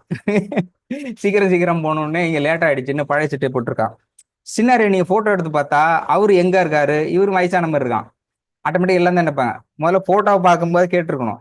இந்தம்மா பார்த்துட்டு ஆளை பார்த்தோன்னே அங்க போய் காப்பி கொடுத்துட்டோன்னே இவன் அப்செட் ஆயிட்டான். இது சரியே இல்லை, கல்யாணமே வேணாம் போல இருக்கு அப்படின்னு முடியல வந்துட்டான். அப்புறம் இல்லடா ஏதாவது பண்ணலாம்னா அதுல ஆக்சுவலி அவரால் தான் நான் வேலையில் விட்டே வெளில வந்தேன். காரணம் என்னன்னா 2 வருஷம் கிட்டத்தட்ட முடிஞ்சது, ப்ரொஃபஷனரி முடிச்சுட்டு கன்ஃபர்மேஷன் பீரியடு முடிக்கும்போது அப்போ நிறைய பேர் டெர்மினேட் பண்ணிட்டு இருந்தாங்க. அவனுக்கு இருந்தது, அவனுக்கு பொண்ணு பார்த்து அந்த ஸ்டேஜ், அடுத்தடுத்த பொண்ணு பார்க்க போகுது. அப்போ என்ன சொன்னாங்க, மொத்தம் 30-40 பேர் கிட்டத்தட்ட வேலையில், 16 பேர் இல்லை 18 30 பேர் கிட்டத்தட்ட வேலையை விட்டு எடுக்கிறாங்க. அதில் அவன் லிஸ்ட்டும் இருக்குது, அவன் பேரும் இருக்குது. லிஸ்ட் அவுட் பண்ணுறாங்க, இந்த மந்தோட முடியுது, நீங்கள் வேலையை விட்டு போகணும் அப்படின்னு. அப்போ தான் அழுதான், நைட் ஷிஃப்ட் போகும்போது பயங்கரமாக அழுதான். என்னடான்னா, இல்லை இதை வச்சு தான் பார்த்துட்டு இருக்கேன், இப்போ தான் ஒரு 2-3 நாளையும் செட் ஆகுது, இப்போ வேலைட்டேன், இதுக்கப்புறம் கல்யாணமே நடக்காது போல இருக்கு அப்படின்னுட்டு அழுதான். சரின்ட்டு போகும்போது அப்புறம் எங்களுடைய அப்போ ஜென்ரல் மேனேஜருக்கு நந்தி ராமன் அப்படிங்கிறவர் ஜென்ரல் மேனேஜர், அவர்கிட்ட சொன்னேன், சார் இதில் வந்து எக்ஸ்சேஞ்ச் பண்ணிக்க முடியுமா, இவருக்கு வேலை இல்லைன்னா இதுக்கு பதில் வேற யாராவது மாற்றிக்கலாமா, இல்லை மொத்தம் 30 பேர் எடுக்கணும், அதில் யார் வேணாலும் மாற்றிக்கலாம்னா. அப்புறம் வெளியில் நைட் ஷிஃப்ட் முடிச்சுட்டு வெளில வரும்போது அவனுக்கு பதிலாக என்னோட வேலையை ரிசைன் பண்ணிட்டு ஷாஷன் கெமிக்கல்ஸ்லேருந்து வந்தேன். அதுக்கப்புறம் தான் நான் சென்னைக்கு வந்தேன். அப்போ ரிசைன் பண்ணிட்டு வந்தேன். அதன் பிறகு அவன் கண்டினியூ ஆனால், அதன் பிறகு மேரேஜ் ஆச்சு. He'll be successfully run the life. So நான் சொல்ல வந்தது என்னன்னா, பிரச்சனைகள் அப்படின்னு இருக்கு இல்லையா, ஒவ்வொருத்தருக்கும் ஒவ்வொரு மாதிரி பிரச்சனை. அதுல இன்னொன்று என்னன்னா, மறக்க முடியாத சம்பவம், ராஜ்குமார் இன்னொருத்தர் தான். எனக்கு வந்து என்னன்னா, அந்த அந்த வேலையில பெரிய ஈடுபாடு இல்லை. வேலை கிடைச்சிச்சுங்கிறது சந்தோஷம். டிகிரி முடிச்ச 3ஆவது நாள்ல வேலை கிடைச்சிருச்சு, வேலை ஜாயின் பண்ணிட்டேன், வேலை கிடைச்சல சந்தோஷம். ஆனா நிறைய படிக்கணும்னு நினைச்சிட்டு இருந்தேன். சரி படிக்கும் போது டிசைட் பண்ணி நானே வேணாம், எனக்கு அதுல வந்து எம்எஸ்சி வந்து பாரதாசன் யூனிவர்சிட்டியில மெரிட்ல கிடைச்சது. பட் இருந்தாலும் நான் வேலைக்கு போகணுங்கிறதுனால, நான் போகக்கூடாதுங்கிறதுனால, படிக்கணும் வேலைக்கு போகணுங்கிறது முடிவு பண்ணிட்டு வந்துட்டேன். அப்போ எனக்கு பதில் மேரி சிஸ்டர்னு இருக்காங்க. அவங்க வந்து நான் எல்லாருமே அப்ளிகேஷன் போட்டாங்க, எங்க ஆசை போடவே இல்லையா அப்படின்னா, நான் சொன்னேன் இல்லை வேண்டாம் மிஸ், நான் வந்து படிக்கல, நான் வேலைக்கு போறேன் அப்படின்னு. என்னப்பா அது எல்லாருமே போட்டுருக்கா, நீ வந்து ஃபர்ஸ்ட் கிளாஸ்ல பாஸ் பண்ணிருக்க, நீ வேலை கண்டிப்பா பண்ண, அதுல சென்டம் நான் பிசிக்கல் கெமிஸ்ட்ரி சென்டம், நீ கண்டிப்பா படிக்கணும் அப்படின்னாங்க. இல்லை இல்லை எனக்கு படிக்கணும், நான் வேலைக்கு தான் போவேன் அப்படின்னு. ஸோ அது ரீசன் நிறைய இருக்கு. வேலைக்கு போனேன். வீட்டில் அம்மா அப்பாலாம் வந்து படிக்கணும்னு சொல்றாங்க, ஃபீஸ்ல எல்லாமே ரெடி பண்ணிட்டாங்க, பட் நான் போகலை. அது ரீசன் இருக்குது. இல்லைப்பா நான் வந்து படிக்க மாட்டேன், வேலைக்கு தான் போவேன், வேலைக்கு போயிட்டு நான் படிக்கிறேன் அப்படின்னா. நான் செஞ்ச பெரிய தப்பு வந்து ரொம்ப பேர் சொல்றாங்க வேலைக்கு போயிட்டு படிக்கலாம் அப்படிங்கிறாங்க. ஒவ்வொருத்தருக்கும் புரிதல் உண்டு, அது நல்ல சூழல் தான். ஆனால் பி கான்சன்ட்ரேஷன், வேலைக்கு படிக்கும் பொழுது முழுமையாக படித்து விடுங்கள், எவ்வளவு முடியுமோ படிச்சிருங்க. ஒன்ஸ் வேலைக்குன்னு நீங்க என்ட்ரி ஆயினா, fight is part of life, அதுல தான் நீங்க கான்சன்ட்ரேட் பண்ணணும். படிச்சுக்கிட்டு வேலை பார்த்து சில பேருக்கு வந்து ப்ரொமோஷன்ஸ் ஆக்டிவிட்டீஸ்க்காக படிக்கலாம், வேலை பார்த்துட்டு இருக்கும்போது பார்ட் டைம் அப்படி அந்த மாதிரி படிக்கலாம். ஆனால் கேரியர் டெவலப்மெண்ட்டுக்காக ஒருத்தர் படிக்கிறாங்கன்னா படிப்பு தான் முக்கியம். தமிழ்நாட்டுடைய அரசியல் அப்படிங்கிறது இது சொல்லலாம்னு நினைக்கிறேன், அரசியலா இல்லை, இந்திய அரசியலில் மிகச்சிறந்த ஒரு வழிகாட்டுதலை கொடுக்கக்கூடிய யாகச்சிறந்த வழிகாட்டுதல்ங்கிறது தமிழ்நாட்டில் நான் முதன்மையாக பார்ப்பது படித்தல். நம்ம அவை பாட்டி சொல்லுங்க, பிச்சை புழுகினும் கற்கை நன்றே, நீ பிச்சை எடுத்தாவது படிக்கணும் அப்படின்னு. ஏன் படிப்புக்கு முக்கியத்துவம் தான், அதைத்தான் வள்ளுவரும் சொல்றாரு, ஒரு தாம் கற்ற கல்வி 7 பிறப்பும் ஏமா படைத்து. மேடம் கேட்டிருந்தாங்க ஏற்கனவே 7 பிறப்பு அப்படின்னு.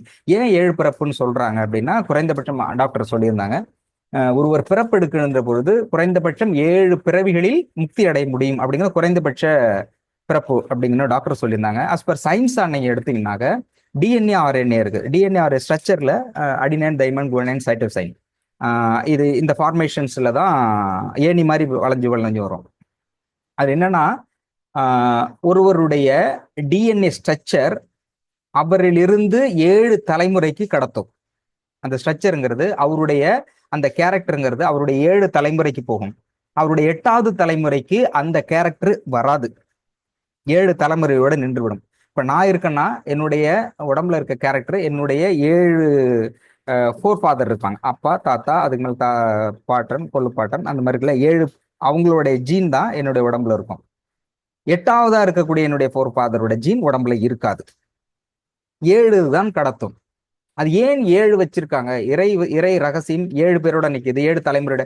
அதனாலதான் திருவள்ளுவர் 7 பிறப்பும் ஏமா புடைத்து 7 பிறவிகளுக்கும் தொடரும், நீ படிச்சது 7 பிறவிகளுக்கு தொடருது, நீ பிறக்கிறன்னா உன்னுடைய பிறவி. அதே மாதிரி பிறவியில வந்து இப்ப இந்த பிறவியில் எந்த அளவுக்கு படிக்கிறோமோ, இந்த படிப்புங்கிறது எதுவுமே வீண் போகாது. நீ செய்த பாவ புண்ணியம், நல்லது கெட்டது, படித்தல், எந்த கேரக்டரா இருந்தாலும் உங்களுடைய கேரக்டர் அப்படியே தொடரும். If death is not a close of the book, it will complete the lesson only, the next lesson will be start, it will be beginning, the end is beginning to the another lesson. ஒரு பாடத்தினுடைய முடிவு என்பது அடுத்த பாடத்தினுடைய தொடக்கம். இப்ப ஒருத்தனுடைய character எல்லாமே இருக்குன்னா, இது அடுத்த பிறவில் அதை பேஸ் பண்ணி அதில் இருக்கின்ற பாவ புண்ணியத்தின் அடிப்படையில் தொடரும். அப்ப அந்த கேரக்டருங்கிறது 7 ஜென்மத்துக்கு தொடரும். அதனாலதான் 7 பிறப்பும் அப்படிங்கிறது சயின்ஸ் ரீதியா மரபணு 7 தலைமுறைக்கு கடத்தப்படும். அப்புறம் அந்த இதெல்லாம் வந்து வெரைட்டியா பார்த்தேன். அப்ப 7 பிறப்புங்கும் பொழுது அதுல எனக்கு கலைஞர் கருணாநிதி எழுதினதை ரொம்ப பிடிக்கும். திருக்குறள்ல தெளிவுரை வந்து ஒவ்வொருத்தரும் எழுதியிருப்பாங்க. மு வரதராசனார் எழுதியிருப்பாரு. சிறப்பா ஒருத்தரும், அப்புறம் சாலமன் பாப்பா எழுதினது இதெல்லாம் வரும். நீங்க நெட்ல போட்டா கூட ஒரு 6 பேரோடது வரும். அதுல இது வந்து கொஞ்சம் எளிமையா புரிஞ்சுக்கிறதா இருக்கும். கலைஞர் வந்து அதுல எழுதியிருந்தார். எல்லாமே ஒரே கருத்து தான், ஆனாலும் கொஞ்சம் கொஞ்சம் வித்தியாசமா இருக்கும். ஆனா நீங்க ஒரு குறள் எழுதிட்டு அந்த குறளுக்கு வந்து விளக்கத்தை நீங்க படிச்சீங்கன்னா அந்த 5 பேர் சொல்றதுக்கும் ஒரே மாதிரி இருந்தாலும் ஒரே மாதிரி இருக்காது, வித்தியாசம் கொஞ்சம் கொஞ்சம் வித்தியாசப்படும். ஆழ்ந்து படிக்கின்ற பொழுது ரொம்ப அழகா வித்தியாசமா இருக்கும். அதுல எனக்கு ரொம்ப ரொம்ப பிடிச்சது கலைஞருடைய இதுல இந்த 7 பிறப்பு. ஏன்னா அவர் வந்து அது முடிஞ்ச எல்லாருமே இதை படிங்க. அதாவது படிக்கணுங்கிறது எதுனா கோணத்தின் அடிப்படையில் ஒரு விஷுவலை எப்படி நம்ம டிஃப்ரெண்டா பாக்குறோம் அப்படிங்கிறதுல ஒரு மிகப்பெரிய தெளிவு அவர்கிட்ட இருக்கும். எல்லாருமே வந்து பிறவியில் கடவுள் இதுல எல்லா எழுதின திருக்குறளுக்கு தெரிவுரை எழுதின அத்தனை பேருமே கடவுள் இருக்கிறார் அப்படிங்கிறதும் கடவுளை பற்றியுமான விஷயம் தான் போயிட்டு இருக்கும். கடவுள் அப்ப அடுத்த பிறப்பு அடுத்த ஜென்மம். ஆனால் இவர் வந்து பகுத்தறிவு அடிப்படையாக கொண்டு எழுதுறாரு. அப்போ முன் ஜென்மம், அதுக்கப்புறம் மரணத்தோடு முடிகிறது அப்படிங்கிறாரு. இவர் வந்து எப்படி இந்த குறளுக்கு விளக்கம் சொல்லியிருக்க முடியும் அப்படிங்கிறது என்னுடைய தாட். 7 பிறப்பும் 7 பிறவி வருகிறது அப்படின்னு எல்லாருமே எழுதுறாங்க. அப்படிதான் அதோட விளக்கம் நான் படிச்சிருக்கேன். அப்ப இவர் வந்து பிறவி நம்பல, ஆனா எப்படி எழுதுவாரு அப்படின்னுட்டு ரொம்ப கியூரியாசிட்டியோட அவர் எழுதின இடத்து உடனே எடுத்து படிச்சேன். அப்போ அட்டாசமா எழுதிருக்காருன்னா, ஒருவர் தாம் கற்ற கல்வி 7 பிறப்பும் ஏமா படைத்தனா, அவர் 7 பிறப்புன்னு சொல்றதை எப்படி யூஸ் பண்றாருன்னா, 7 பிறப்பும் அப்படின்னா 7 தலைமுறைனா இப்ப தான் கற்றகள் தன்னுடைய பிள்ளை மகள் அப்படி சொல்றாரு. மகன் பேரன் அதுக்கு அடுத்து இல்லையா, இந்த 7 பிறவியை தான் திருவள்ளுவர் சொல்றாருன்னு சொல்றாரு. ஆக்சுவலி அவரு சொல்றது ஆக்சுவலி நம்மளும் சொல்ல முடியாது. ஏன்னா அது திருவள்ளுவரே வந்து சொன்னாதான் தெரியும். 7 பிறப்பும் இவன் தான் கும்சமா அடிச்சு விட்டு போயிட்டாரு அவர். நீ எப்படி வேணாலும் விளக்கம் எழுதலாம். இப்ப கருணாநிதி கலைஞர் சொல்றத தப்புன்னு சொல்ல முடியாது. ஏன்னா என்னுடைய அறிவுங்கிறது என்னுடைய மகனுக்கும் என்னுடைய பேரனுக்கும் அப்படி சொல்றாரு. 7 பிறப்புன்னு இவர் இதை மென்ஷன் பண்றாரு. பட் எல்லா எழுதினவர்களும் அவரை தவிர மற்ற எழுதின விளக்க உரை எல்லாமே எப்படின்னா, 7 பிறப்புனா அவர் ஒருத்தர் இறந்த பிறகு அதன் பிறகு வருகின்ற 7 பிறப்புக்கு அது வரும் அப்படின்றாங்க. அதுல எது உண்மை எது பொய் அப்படின்னு நீங்க யோசிங்க. எது உண்மை? அப்பதான் அடுத்து நீங்க படிக்க முடியும். ஒரு கருத்தை படித்து விட்டு தெளிவு பெறுகின்ற பொழுது அது எப்படி இருக்கும் அப்படிங்கிற விஷயத்த நீங்களே படிக்கும்போது சந்தேகம் வருகின்ற போது, சந்தேகம் நிறைய பேர் நம்ம குரூப்ல கேட்டுருக்காங்க இல்ல, இப்ப சந்தேகம் வருகின்ற பொழுது நீங்க அப்பதான் படிக்க ஆரம்பிப்பீங்க. அந்த படிச்சது உங்களுக்கு தெளிவு கிடைக்கும். அப்போ படித்தல் என்பதும் படிப்பின் மூலமாக பழகுதலின் மூலமாக ஒரு நட்பை உருவாக்கி கொள்வது என்பது மிகவும் முக்கியமானது. அப்ப அந்த ராஜ்குமார் இன்னொருத்தர் சொல்ல மறந்துட்டேன், எம்எஸ்சி நான் ஒர்க் பண்ணிட்டு இருக்கும்போது எனக்கு ரொம்ப என்னடா அது நம்ம அப்போ சென்டம்லாம் வாங்கிட்டு நம்ம இந்த இந்த வேலை பார்த்துட்டு அப்போ ஒரு நாள் பயங்கர கடுமையான மழை. மழை இருக்கும்போது அப்போ அங்கேருந்து பேரல்ல இருந்து கெமிக்கல்ஸ் வராது. கெமிக்கல்ஸ் வந்துட்டு இருக்கும்போது கெமிக்கல்ஸ் வந்து பிளான்ட்டு கொண்டு வந்து அதில் வந்து டிஸ்லேஷன் பண்ணுவாங்க. டிஸ்லேஷன் பண்ணிட்டு அதை வந்து பவுடர் ஃபார்மேட்டில் மாற்றி பவுடரை வந்து ஒன்றா மிக்சிங் பண்ணணும். இதுதான் ஒர்க்கு. பயங்கரமான கடுமையான மழை பெஞ்சிட்டு இருந்ததுனால என்ன பண்ணிட்டாங்க, ஆள் வருவாங்க, ஹெல்ப்பராக நிறைய வருவாங்க. அவங்களுக்கு டெம்பரவரி வந்துட்டு அப்பப்போ சம்பளம் வாங்கிட்டு போயிடுவாங்க, டெய்லி சம்பளம். கடுமையான மழை பெஞ்சிட்டு இருந்ததுனால அன்னைக்குன்னு பார்த்து யாருமே வரல. ஸோ வேற பிளான்ட்லேருந்து இன்னொரு பிளான்ட்டுக்கு அந்த 200 கிலோ ட்ரம்மில் வந்து லிக்விட் இருக்கும், கெமிக்கல்ஸ். அந்த கெமிக்கல்ஸ் அங்கே எடுத்துகிட்டு போனால் தான் டிஸ்லேஷன் ஸ்டார்ட் பண்ண முடியும். நான் வந்து செகண்ட் ஷிஃப்ட், எனக்கு கண்டினியூ ஷிஃப்ட் எல்லாம் பிடிக்காது. அது நைட் ஷிஃப்ட் சுத்தமாகவே பிடிக்காது. முடிச்சுட்டு இருப்பேன், படிக்கும்போது முடிச்சுட்டு இருந்தேன் தவிர வேலை பார்க்கும்போது முடிச்சுட்டு இருந்தேன். அதுவும் கரெக்டாக வந்து ஒரு 12:30 1 மணிக்கு வரும். 4:30 5 மணிக்கு ஒரு டைம் தூக்கம் வரும், கடுமையான தூக்கம். அந்த இடத்துல தாங்கவே முடியாது. 4:30 to 5 கண்டினியூவா முடிச்சுட்டு இருக்கவங்களுக்கு அந்த டைம்ல தூங்காம இருக்கவே முடியாது, தூக்கிடும். அந்த ஒரு ½ கிட்டத்தட்ட மேக்சிமம் பிளான்ட்ல வெடிக்கிறது எல்லாமே அந்த டைம்ல வெடிக்கும். ஃபயர் ஆகுறது எல்லாமே வெடிக்கும் பயங்கரமா. ஏன்னா அந்த டைம்ல தூங்க முடியாது. அந்த டயத்துல கரெக்டாக டீ கொடுப்பாங்க. ஆனால் உடம்பு அந்த இடத்துல பயங்கரமா ஹீட் ஆகும். ஸோ எனக்கு பி ஷிஃப்ட் 2 மணிலேருந்து 10 மணிக்கு முடியுது. அடுத்தது அன்னைக்குன்னு பழங்கிறதுனால என்னை வந்து எக்ஸ்சேஞ்ச் பண்றான் இல்லையா, என்னை வந்து மாத்தி விடுறான். அவன் வராமல் அவன் லீவ் போட்டான். ஆளு கடைசி வாங்கி எனக்கு கடுப்பாயிடுச்சு, என்னடா அந்த நேரத்துல இவன் லீவு போட்டான்னு. அப்புறம் மேனேஜர் சொன்னா அடுத்த நாள் இன்ஸ்பெக்ஷன் டெல்லியில இருந்து வர்றாங்க. அப்புறம் பார்த்தா ஹெல்ப்பருக்கு வச்சு, அப்புறம் மேனேஜர் சொன்னா ஹெல்ப்பர் வச்சுக்கப்பா அப்படின்னாங்க. ஹெல்ப்பரும் லீவ் போட்டான். நாங்க ஒரு கொஞ்சம் பேர் தான் இருக்கிறோம். பட் டிஸ்லேஷன் கம்பல்சரி முடிக்கணும், அவுட்புட் காமிக்கணும். அப்புறம் சார்ட்ட சொன்னேன், என்ன சார் இது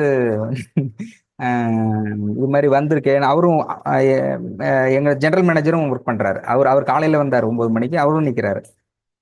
அப்புறம் சொன்னோடனே அப்புறம் அவர் சொன்னாரு, இல்ல இல்ல நம்ம ப்ராசஸ் ஏதோ நம்மளே தான் பண்ணணும் அப்படின்னாரு. ஜெனரல் மேனேஜருக்கு அடுத்தது ஒரு சீனியர் ஒருத்தர் இருக்காரு, சீனியர் ப்ரொடக்ஷன் மேனேஜர். அவரு பயங்கரமான மழை பெய்யுது, நிக்கவே இல்லை. அப்புறம் டைம்லாம் பார்த்துட்டு சீக்கிரம் போங்க அப்படின்றாரு. நான் எங்க போறது, போய் ட்ரம் எடுக்கிற மழை பெஞ்சிட்டு இருக்கு, ட்ரம் எல்லாம் எடுத்துட்டு வர முடியாது சார்னா. நான் சொல்லிட்டு இருக்கேன், கூட இருக்க எல்லாருமே போய் இப்போ ட்ரம் விட்டுறதுக்கு போயிட்டாங்க. நான் மட்டும்தான் நிக்கிறேன். எனக்கு என்னடா இது, இதுல போய் ட்ரம் உருட்டுற சொல்றாங்களா, மழை பெய்யுது, நனைஞ்சிடணும். நனைஞ்சிட்டு திரும்ப எப்படி இருக்கிறதுன்னா, அவங்க எக்ஸ்சேஞ்ச் ட்ரெஸ் வச்சிருப்போம் அந்த இதுல, அதை மாத்திங்கன்றாரு. நான் போவே இல்லை, நின்றுட்டு இருந்தேன். அப்புறம் வந்துட்டு கொஞ்ச நேரம் நின்றுட்டு இருந்த ஜெனரல் மேனேஜர் அவரு கடுப்பாயிட்டு அவரு கிளம்புறாரு மழையில. அவரு போய் ட்ரம் விட்டுறாரு. என்னடா இந்த ஆசைக்கு வந்த சோதனை, அந்த அளவுக்கு விட்டுறாரு. அவரு ஜெனரல் மேனேஜர், அவர் தான் பிளான்ட் ஆரம்பிச்சதுல இருந்து இருக்கிறாரு. ஐயோ. அப்புறம் சொன்னா, நான் போகும்போது என்ன சொன்னேன், ஆக்சுவலி அவரும் இன்னொருத்தர் என்ன பண்றா, என்னோட சீனியர் மேனேஜர், அவர் வந்து 8வது தான் படிச்சிருக்காரு. அவர் என்ன சொல்றாருன்னா, எல்லா வேலையும் நம்ம தான் பார்க்கணும், ட்ரம் விட்டுறது நம்ம தான் ஊற்றணும், கூட்டுறது பெருக்கிறதுலாம் நம்ம தான் பார்க்கணும் என்ன சொன்னாரு.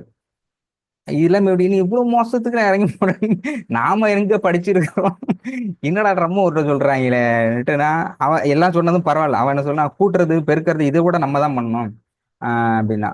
அப்ப நான் என்ன பக்கத்துல என்ன சொல்லிட்டேன், இதாடா மாடு மேய்க்கணும்லாம் வேலையை வச்சு விடாது, அவன் அந்த வேலையை தான் வச்சிருக்கேன், இந்த வேலையை விட்டதுனாலதான்டா இப்படி. அவர் தான் ஆரம்பிச்சு விட்டாரு.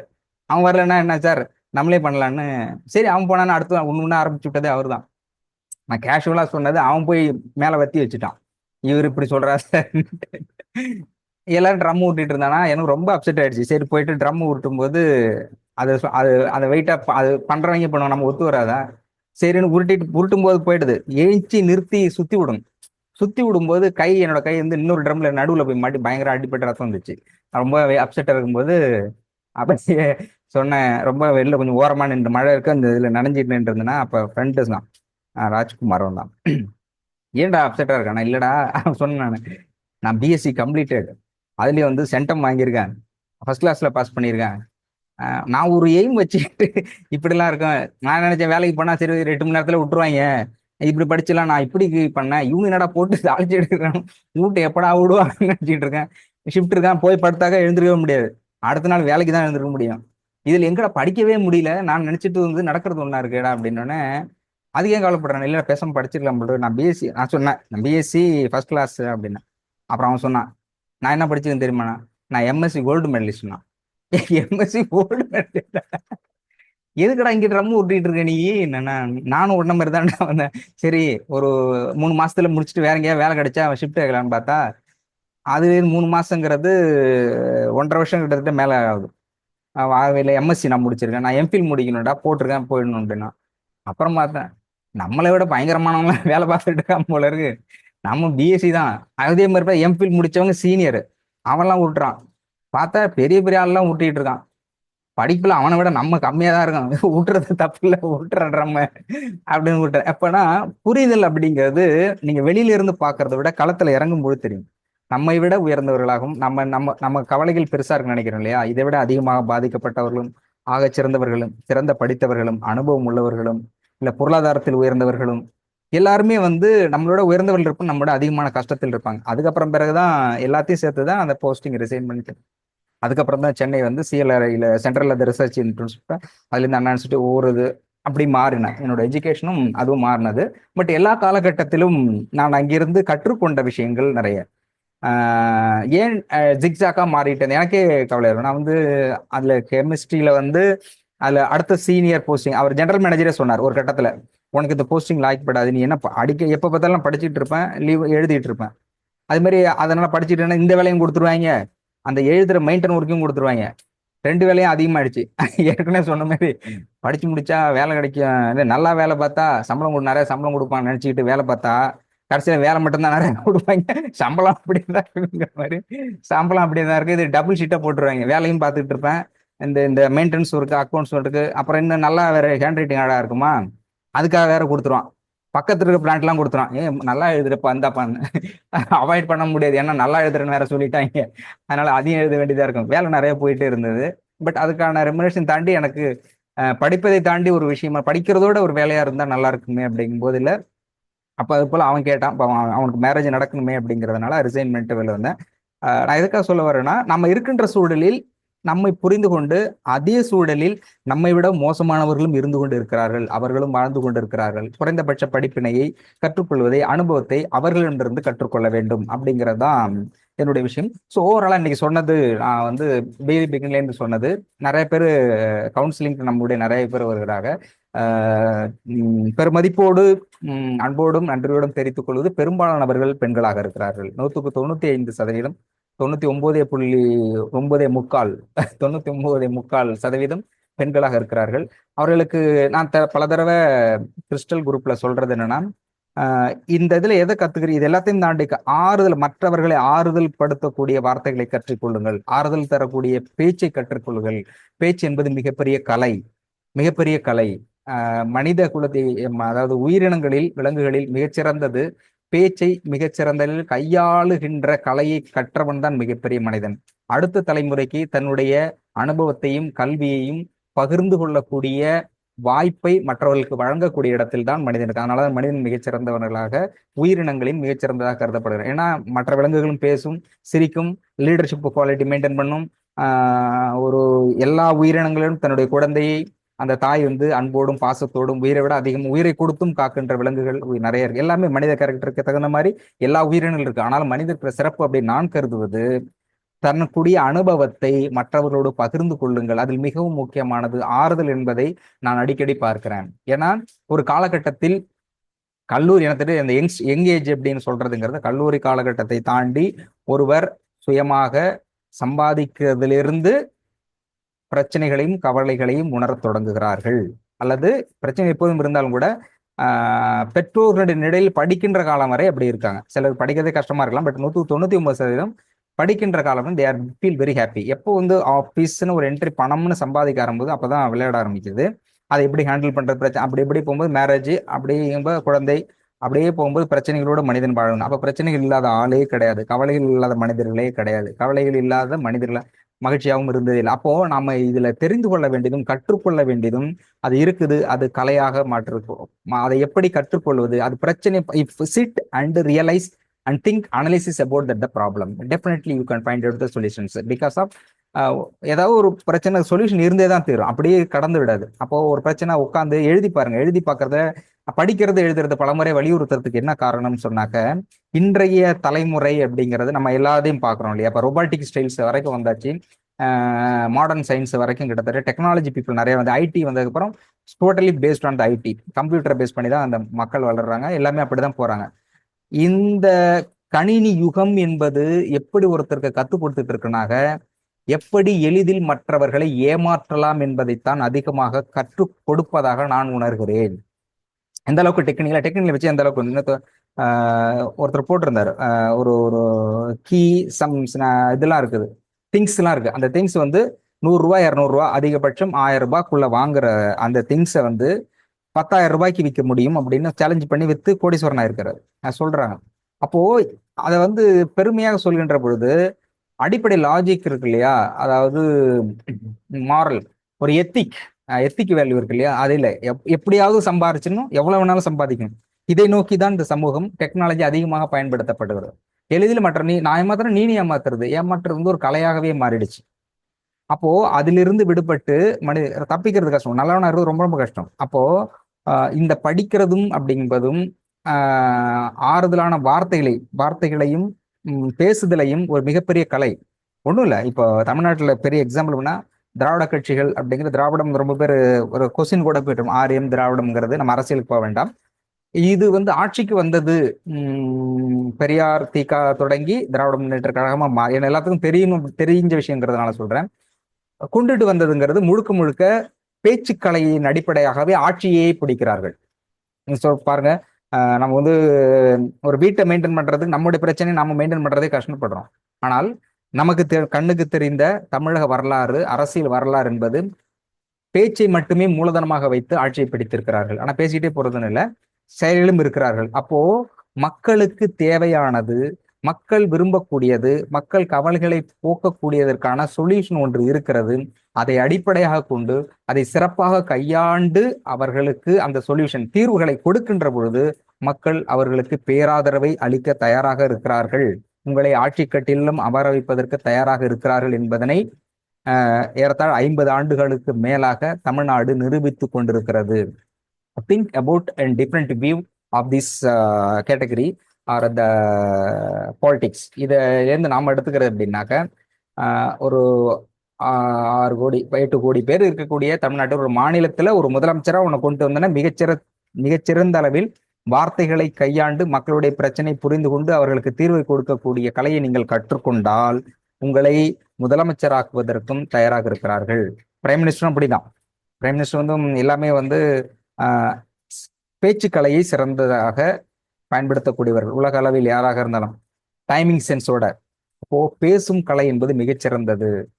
அப்போ கவலையோடு இருக்கிறவங்க, பிரச்சனையோட இருக்கவங்க எல்லாமே நீங்க மற்றவர்கள் ரொம்ப கஷ்டம் இருக்காது அதிகமா இருக்குன்னா மற்றவங்களுக்கு அட்வைஸ் சொல்ல ஆரம்பிச்சிருங்க. ஏன்னா அது ரொம்ப ஈஸி. ஏன்னா ஆல்ரெடி நமக்கு இந்த கஷ்டம் இருக்கும், அவங்களுக்கும் இருக்கும். ஏதாவது ஒரு கஷ்டம் அவங்கள விட நமக்கு அதிகமா இருக்கும். அது ஏதோ ஒரு காமெடியில சொல்லுவாங்க. அப்போ சொல்லுவான் வரும்பொழுது இந்த பிரச்சனை இருக்கு, இப்படி இருக்கு, வயிற்று வலி தலைவலிக்குது, என்னென்ன சரி உட்காந்து எழுந்திருக்க முடியலையா? ஆமா. ஏஞ்சி உட்கார முடியலையா? ஆமா. எப்படி இவ்வளோ கரெக்டாக சொல்றீங்க? இந்த பிரச்சனை எல்லாம் எனக்கும் இருக்குது. அந்த மாதிரிதான் இப்போ சொன்னீங்கன்னா யாராவது நீங்க உங்க ரொம்ப கவலை இருந்து அடுத்த டைப் உட்காந்து நீங்க எப்படி இருக்கு, நீங்க உங்க தயவு செஞ்சு உங்களுடைய கவலையை எல்லாத்துக்கிட்டே சொல்லாதீங்க. அதை கேட்பதற்கும் உங்களுடைய கவலையை தன்னுடைய கவலையாக புரிந்து கொள்ளக்கூடிய நல்ல மனிதர்களை தேர்வு செய்யுங்கள், நல்ல நண்பர்களை தேர்வு செய்யுங்கள், அவர்களோடு தொடர்பு வைத்துக் கொள்ளுங்கள். அது மிகப்பெரிய பலமாக இருக்கும். அவங்கள்ட்ட சொல்லுங்க, அவங்கள்ட்ட தெரியும். ஆனால் நீங்க எல்லாத்தையும் கேளுங்க, எப்படி இருக்க, நல்லா இருக்கேன்னா அவங்க பேச ஆரம்பிச்சாங்கன்னா ரைட் ஓகே இன்னைக்கு ஒருத்தர் சிக்கனாண்டா சின்ன பிள்ளைன்ட்டு கேட்க ஆரம்பிச்சுட்டு அவங்களுக்கு சொல்யூஷன் சொல்லுங்க. ஏன்னா அடுத்த ஒரு பிரச்சனை கேட்கும்போது அவங்களுக்கு யார்ட்டையாவது சொல்லணும்னு ஆறுதலா இருக்கும். அப்ப நீங்க கேளுங்க, கம்பேர் பண்ண நம்மளை விட இவ்வளவு கஷ்டமா இருக்கானே, நம்ம ஏற்கனவே சொன்ன மாதிரி இவ்வளவு பிரச்சனையை வச்சுக்கிட்டு இருக்கானே, அப்ப நம்மளே வாழ முடியுமே அப்படின்னு சொல்லும்போது நீங்க யதார்த்தமாக சொல்லக்கூடிய ஏதோ ஒரு வார்த்தை அவர்களுக்கு மிகப்பெரிய வழிகாட்டுதலாக இருக்கும். நீங்க பேசுறதுங்கிறது நீங்க நினைச்சுக்கலாம் சரி டைம் பாஸ்க்கு, அப்படி இல்லை. இயற்கை ஒரு வழியை யாரோ ஒருவரின் மூலமாக காட்டிக்கொண்டே இருக்கும். இறைவன் நேரடியாக வரமாட்டார். யாரோ ஒருவேளை நீங்க பேசுவது உங்கள் மூலமாக இறைவன் மற்றவர்களுக்கு ஆறுதல் சொல்வதற்காகவும் அவர்களுக்கு சரியான வழிகாட்டுதலாகவும் இருப்பதற்கு வாய்ப்பு இருக்கிறது. எனவே அவர்களோடு ஆறுதலாக பேசுங்கள்.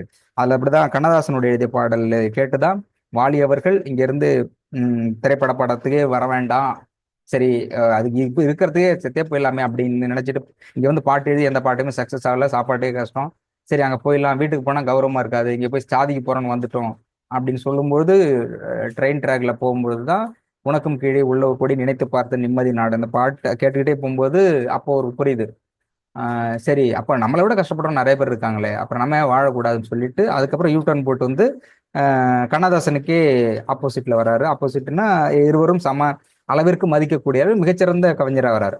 அப்போ அந்த இடத்துல நடந்திருக்கிறது என்னன்னாக்க அவரு அவ்வளவு திறமைகள் இருக்கு. அந்த டயத்தை நீங்க பார்க்கணும். இப்ப எல்லாருமே எந்த டயத்துல இருக்காங்கன்னா வாலி தோத்துட்டு நடந்து போறாரு இல்லையா, இதுக்கப்புறம் நமக்கு வாழ்க்கையில ஒண்ணுமே இல்லை, சாதிக்கலாம்னு சொல்லிட்டு திருச்சியில இருந்து இங்க வந்தோம், எதுவுமே சாதிக்க முடியல, எந்த வாய்ப்புமே இல்லை, சாப்பாட்டே கஷ்டப்படுறோம், இருக்கிறது பதில் இல்லாமலே இருக்கலாம் அப்படின்னு ஒரு முடிவு எடுக்கிறாங்க இல்லையா. அந்த முடிவு எடுக்கக்கூடிய இடத்தில் தான் பெரும்பாலானவர்கள் இருக்கிறார்கள். பெரும்பாலானோட சுச்சுவேஷன் அந்த இடத்துல தான் இருக்குது. அப்படி போகும்போது ஒரு குரல் ஒலிக்குது, ஒரு பாடல் ஒலிக்குது, உனக்கும் கீழே உள்ள ஒரு கொடி நினைத்து பார்த்து நிம்மதி நாடு என்று ஒரு பாடல் ஒலிக்கிறது. அந்த பாடலை அசிரீதியாக எடுத்துக்கொள்கிறார், இறைவனுடைய வழிகாட்டுதலாக எடுத்துக்கொள்கிறார், தன்னுடைய வாழ்க்கை தடமாக அதை எடுத்துக்கொள்கிறார். திரும்ப யூட்டர்ன் போயிட்டு வராரு. திரும்ப அதே வாலி தான், வேற எதுவுமே இல்லை. எந்த கடவுள் நேரடியா பிளஸிங் கொடுக்கல, யாரும் பணம் கொடுக்கல, காசு கொடுக்கல, உடனே ப்ரொடியூசர் இந்த நாளைக்கு பாட்டு எழுது எதுவுமே கொடுக்கல. அந்த கான்பிடென்ட் அவருக்கு, அந்த மனதில் ஒரு உறுதி வருகிறது, நம்மளால வாழ முடியும். திரும்ப யூட்டர்ன் போட்டு வராரு, திரும்பவும் முயற்சி பண்றாரு, வராரு, அடுத்தது சக்சஸ் ஆகி கண்ணதாசன் பாடலா வாலி பாடலா ரெண்டு ஈக்குவல் அளவுக்கு போறாரு, அழியா புகழை பெறுகின்ற அளவிற்கு திரைத்துறையில இருக்கிறாரு. You see that realise analysis about the situation. Lyric writer Vaali அந்த சுச்சுவேஷன்ல தான் இப்ப எல்லாருமே இருக்குங்க. கொஞ்சம் அதை மாத்தி யோசிச்சிங்கன்னா கண்டிப்பா தீர்வு இருக்குது. இன்னும் ஒருபடி மேலே சொல்லணும்னா இறைவனுடைய தேவதைகளுடைய சித்தர்களுடைய அருளாசையோடு டாக்டர் 100% நான் என்ன பலருக்கு சொல்லலை அவரு, ஆனாலும் இந்த பிரச்சனைக்கு இதுதான் சொல்யூஷன் 100% அவரால் சொல்ல முடியும்.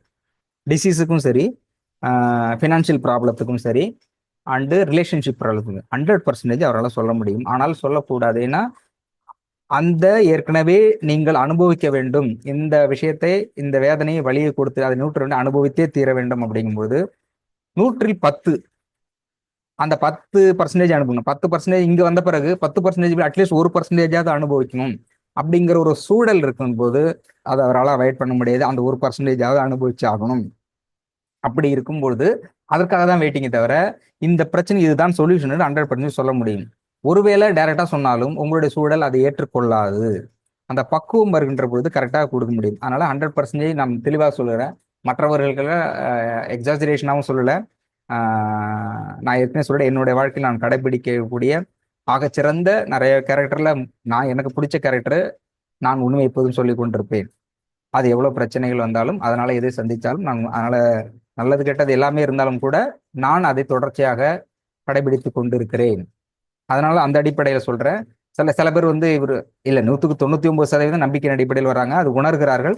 லைவ்ல இருக்க அத்தனை பேருமே புரிஞ்சுக்கிறாங்க. ஆனா ஒரு சிலர் அது எப்படி இது சரி செய்ய முடியும் அப்படின்னு சொல்றாங்க.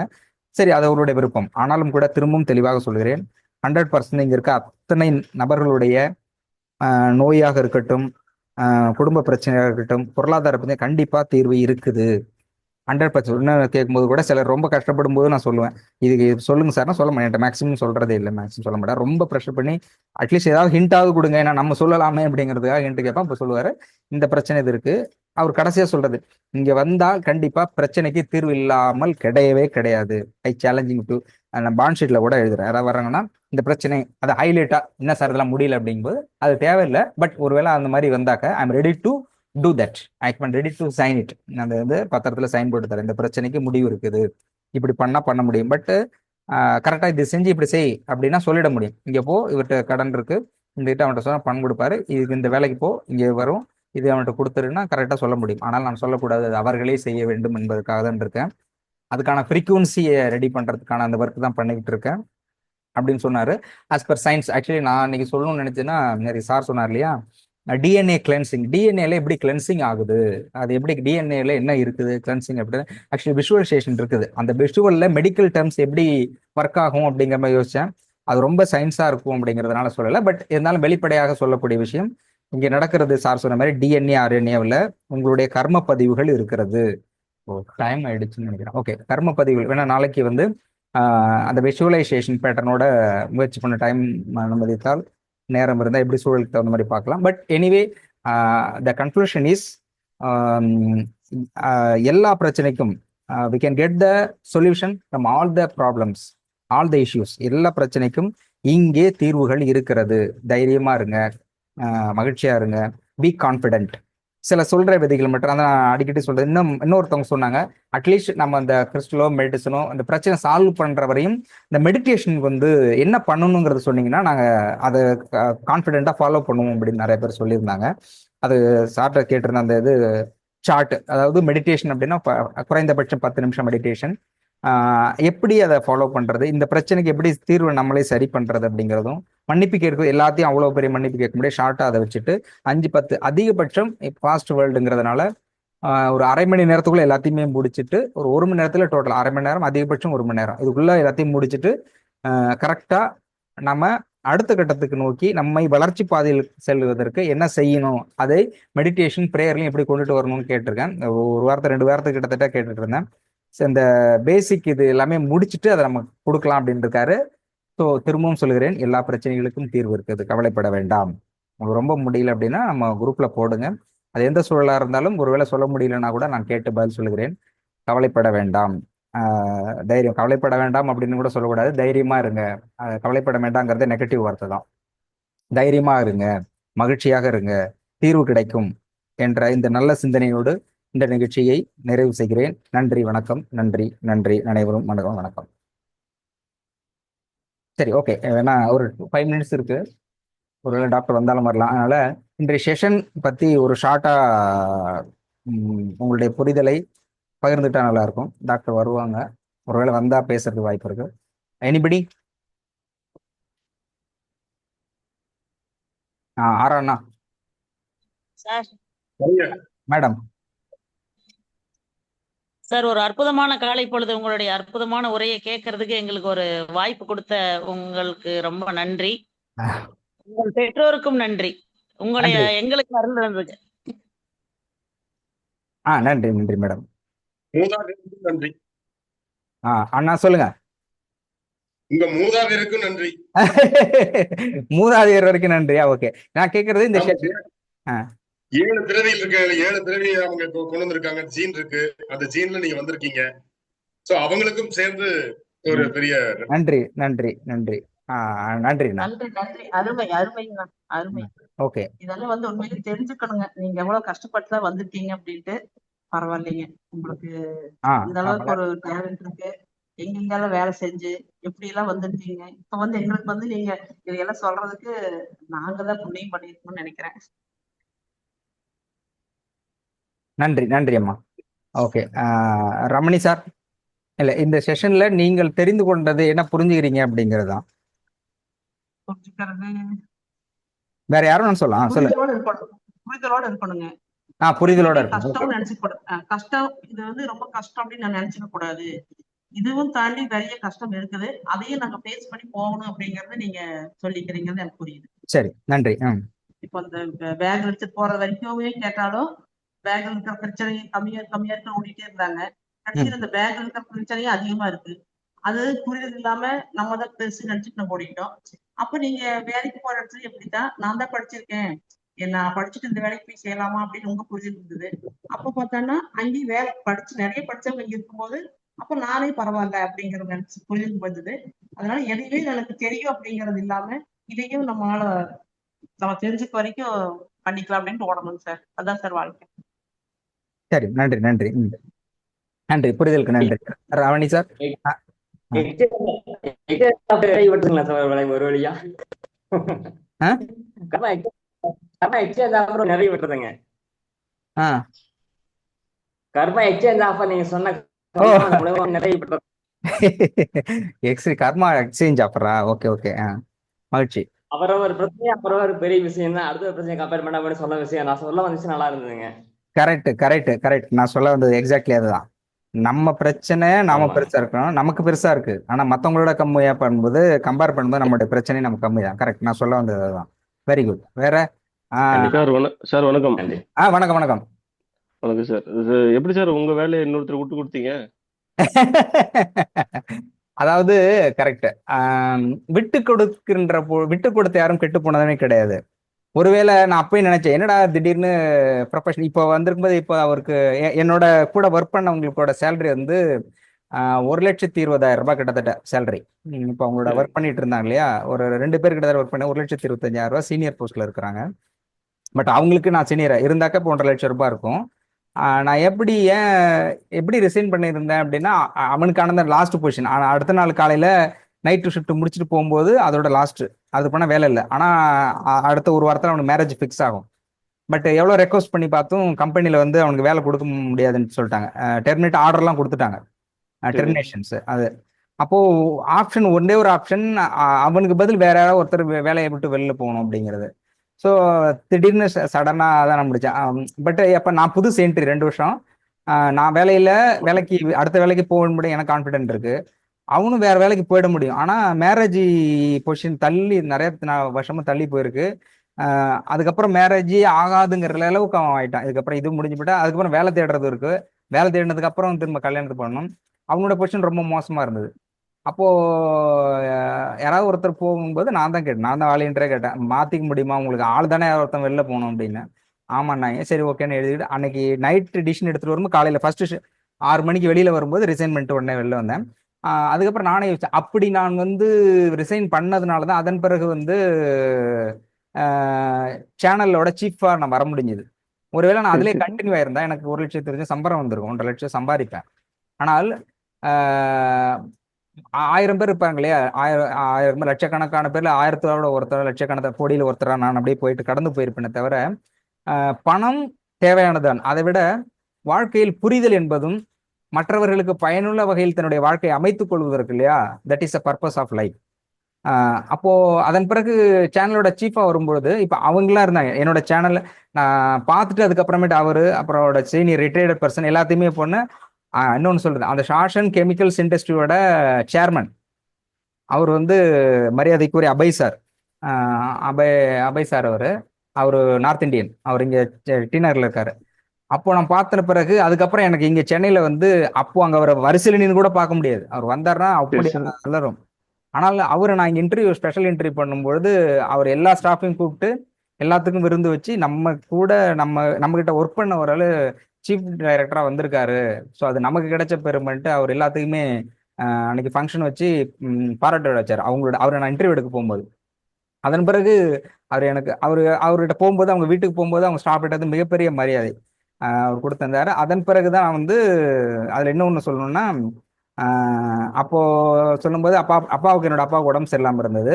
உடம்பு சரியில்லை வேற விஷயங்கள் சொல்லிட்டு நான் கிராஸ் பண்ணேன். அப்பாவுக்கு உடம்பு சரியில்லை அப்படின்னு சொல்லிட்டு போகும்போது அப்ப நான் வீடு கட்டிட்டு இருந்து ரெண்டுமே டூயல் ஆகும்போது ஃபினான்ஷியல் கொஞ்சம் ஸ்ட்ரகிளா இருந்தது. பட் அவர்கிட்ட சொல்லல. ஓப்பனா பேசிட்டு இருக்கும்போது போன உடனே சரி நீங்க நாளைக்கு போங்கன்னாரு. ஃப்ரைடே அன்னைக்கு நான் ஊருக்கு கிளம்பணும். போகும்போது அப்போ உங்க அக்கௌண்ட் நம்பர் கொடுங்கன்னாரு. அக்கௌண்ட் நம்பர் எதுக்கு சார்? வேண்டாம், ஒரு பணம் கொடுப்போம். அக்கௌண்ட் நம்பர் கேட்டா பணம் கொடுக்குறதானே, வேண்டாம் நீ கொடு, ஃப்ரெண்ட்லியா கொடுங்க அப்படின்னாரு. சரின்ட்டு சரி கொடுத்துட்டு வந்துட்டேன். அப்புறம் சேனல்ல ஒர்க் பண்ணிட்டு காலையில கரெக்டா 10:30 மணிக்கு வந்து என்னோட போன்ல பெல் அடிக்குது. எடுத்து பார்த்தா 1 லட்சம் கிரெடிட் ஆயிருந்து. 1 லட்சம் ரூபாய் அவரை தான் கொடுத்துருப்பாருன்னு தெரியும். உடனே ஃபோன் அடிச்சேன். அவருக்கு ஃபோன் அடிச்சுட்டுன்னு எதுக்கு சார் அப்படின்னு கேட்டேன். எனக்கு பணம் தேவை இருக்கு, இருந்தாலும் சும்மா கேட்போம்ல, ஏன் சார் போட்டீங்க அப்படின்னு கேட்டப்போ அவர் சொன்னாரு, இல்ல நீ என்னுடைய சகோதரன், நம்ம கிட்ட உன்னுடைய கேரியர் வந்து என்னோட இதுல இருந்து ஆரம்பிச்சிருக்கு, நீங்க எந்த அளவுக்கு வந்திருக்கிறது எனக்கு பெருமையா இருக்கு, பட் நிறைய கொடுக்கணும்னு நினைக்கிறேன். அப்போ சொன்னாரு, அப்ப அவருக்கு 500 கோடி ரூபாய் லாஸாம். 500 கோடி ரூபாய் எனக்கு லாஸ். ஆனா அவர் டேர்ன் ஓவர் வந்து 50,000 கோடி. இப்போ 1 லட்சம் கோடி கிட்டத்தட்ட கிராஸ் ஆயிருக்கும். அது இருக்கு, இன்னும் நிறைய கொடுக்கணும்னு நினைச்சேன். அப்பா வேணா அங்கே கூட்டிட்டு வாங்க, நான் பாத்துக்கிறேன். இல்ல வேண்டாம் சார் அப்படின்ட்டு அப்போ 1 லட்சம் கொடுத்துட்டு போனாரு. அப்புறம் திரும்ப வந்ததுக்கு பிறகு 25,000 வந்து செக்கு கொடுத்துட்டு 3 வந்து அடுத்து அவுடேட்டட் செக் 3 செக் எடுத்து போயிட்டு 1 லட்சம் ரூபாய் கொடுத்து நேரடியாக சந்திச்சப்போ அவர் சொன்னாரு, நீ யாரு நீ அப்படின்னாரு. என்ன சார் இப்படி கேட்குறீங்க? உன்னை யாருன்னே தெரியாது எனக்கு, நான் உனக்கு கொடுக்கவும் இல்லை, நீ எனக்கு வாங்கவும் இல்லை, என் அக்கௌண்ட்ல இருந்து ஏதாவது வந்தா உனக்கு அப்படின்னாரு. சார் 1 லட்சம் நீங்க தானே சார் போட்டீங்கன்னா, நான் போடவே இல்லையே அப்படின்னாரு. என்ன இப்படி சொல்றீங்க அப்படின்னா, ஆமா நீ வந்து அப்ப சொன்னாரு, உன்னுடைய சகோதரன் மாதிரி நீங்க. அப்போ சொன்னாரு ஒரு ஆம்பிஷனை. அப்ப சொன்னாரு, இங்க இருக்கிற எல்லாமே இப்படிதான் இருக்கிறாங்க, நான் வந்து என்கிட்ட வேலை பார்க்குறவங்க நல்லா வச்சிருக்கேன், ஆனாலும் கூட லைஃப்ல வந்து அடுத்த கட்டத்துக்கு வளரணும், அது மாதிரி நிறைய பேருக்கு உதவி பண்ணணும், என்னோட இதில் அவர் நிறைய படிக்க வச்சிருக்காரு. அப்போ அந்த தாட்ல வந்து நீ சர்வீஸ் இவ்வளவு பண்ணிட்டு இருக்கும்பொழுது உனக்கு நான் வந்து கொடுக்கறது எனக்கு ஒரு பாக்கியம், இந்த வார்த்தை சொன்ன பாக்கியம் கிடைச்சதுனாரு. என்னடா அது இப்படி சொல்றாரு அப்படின்ட்டு ரொம்ப அடிமட்டது இறங்கிட்டாரு அப்படின்னு சொன்ன போது அப்ப நல்ல நட்பு இருந்தது அவருக்கு. என்னுடைய லைஃப்ல வந்து மிகப்பெரிய அப்பாவுக்கு இணையான ஸ்தானத்தில் உள்ளவர். திரும்ப அப்புறம் அப்பா தவறிட்டாங்க. ஒரு மெசேஜ் போட்டிருந்தேன், சரி அவர் வர சொல்ல முடியாதுங்கிறதுனால கரெக்டா அப்பா விடியற்காலை 4:15 இறக்குறாங்க.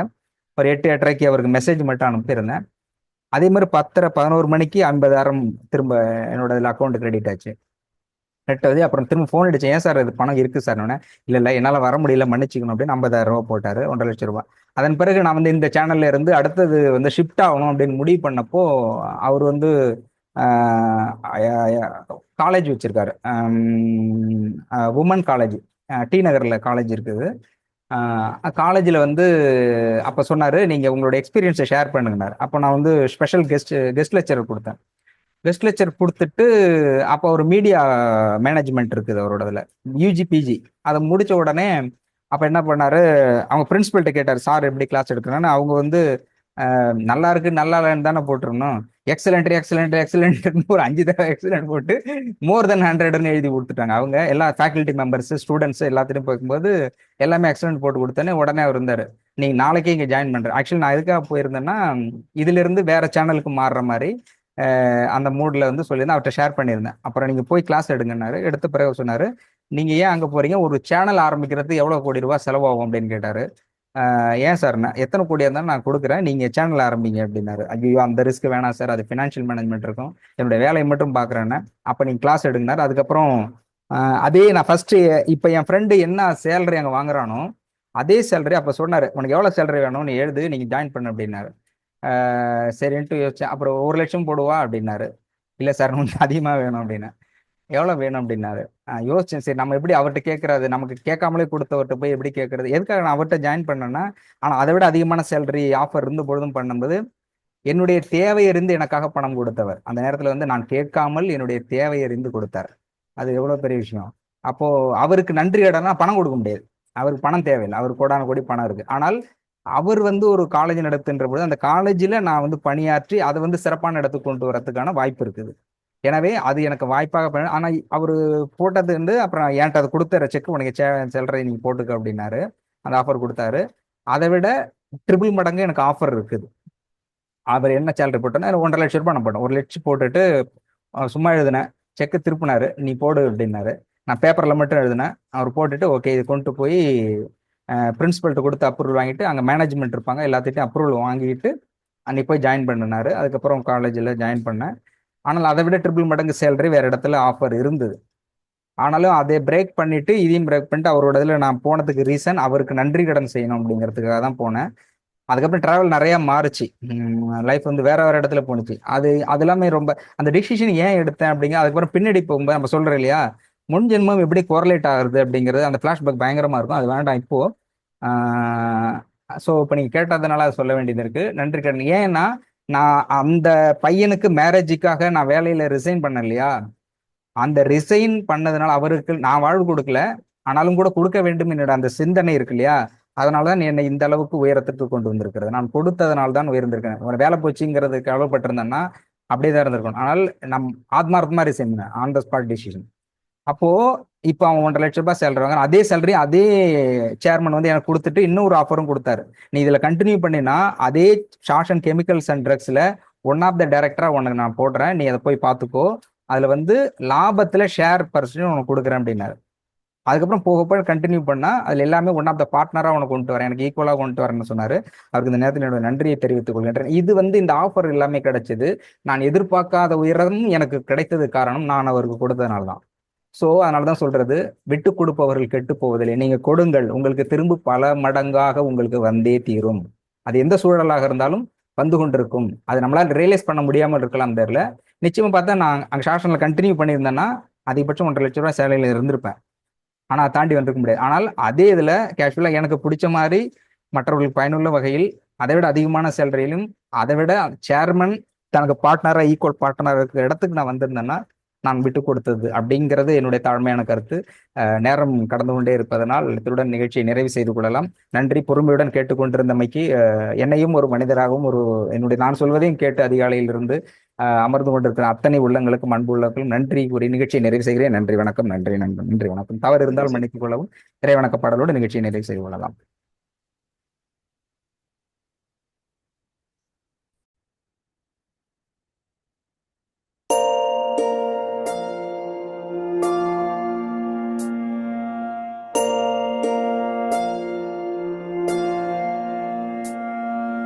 கருவாக்கி உருவாக்கி எனையாண்டு காத்தருளும் இறைவா நன்றி.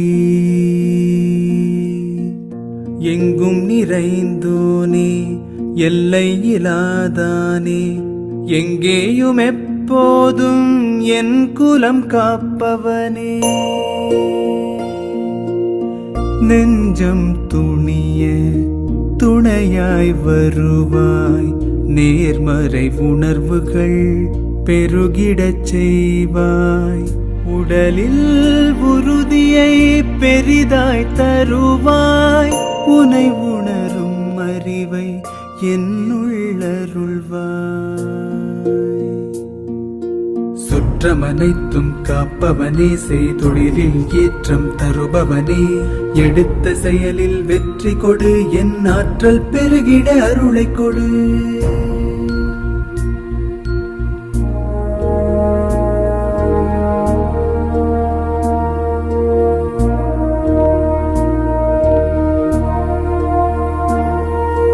கருவாக்கி உருவாக்கி எனையாண்டு காத்தருளும் இறைவா நன்றி. வல்லமை தந்து நீ வளர்ச்சி கொடு, அகத்திலும் புறத்திலும் மலர்ச்சி கொடு. வளர்ச்சி கொடு மலர்ச்சி கொடு வளர்ச்சி கொடு மலர்ச்சி கொடு.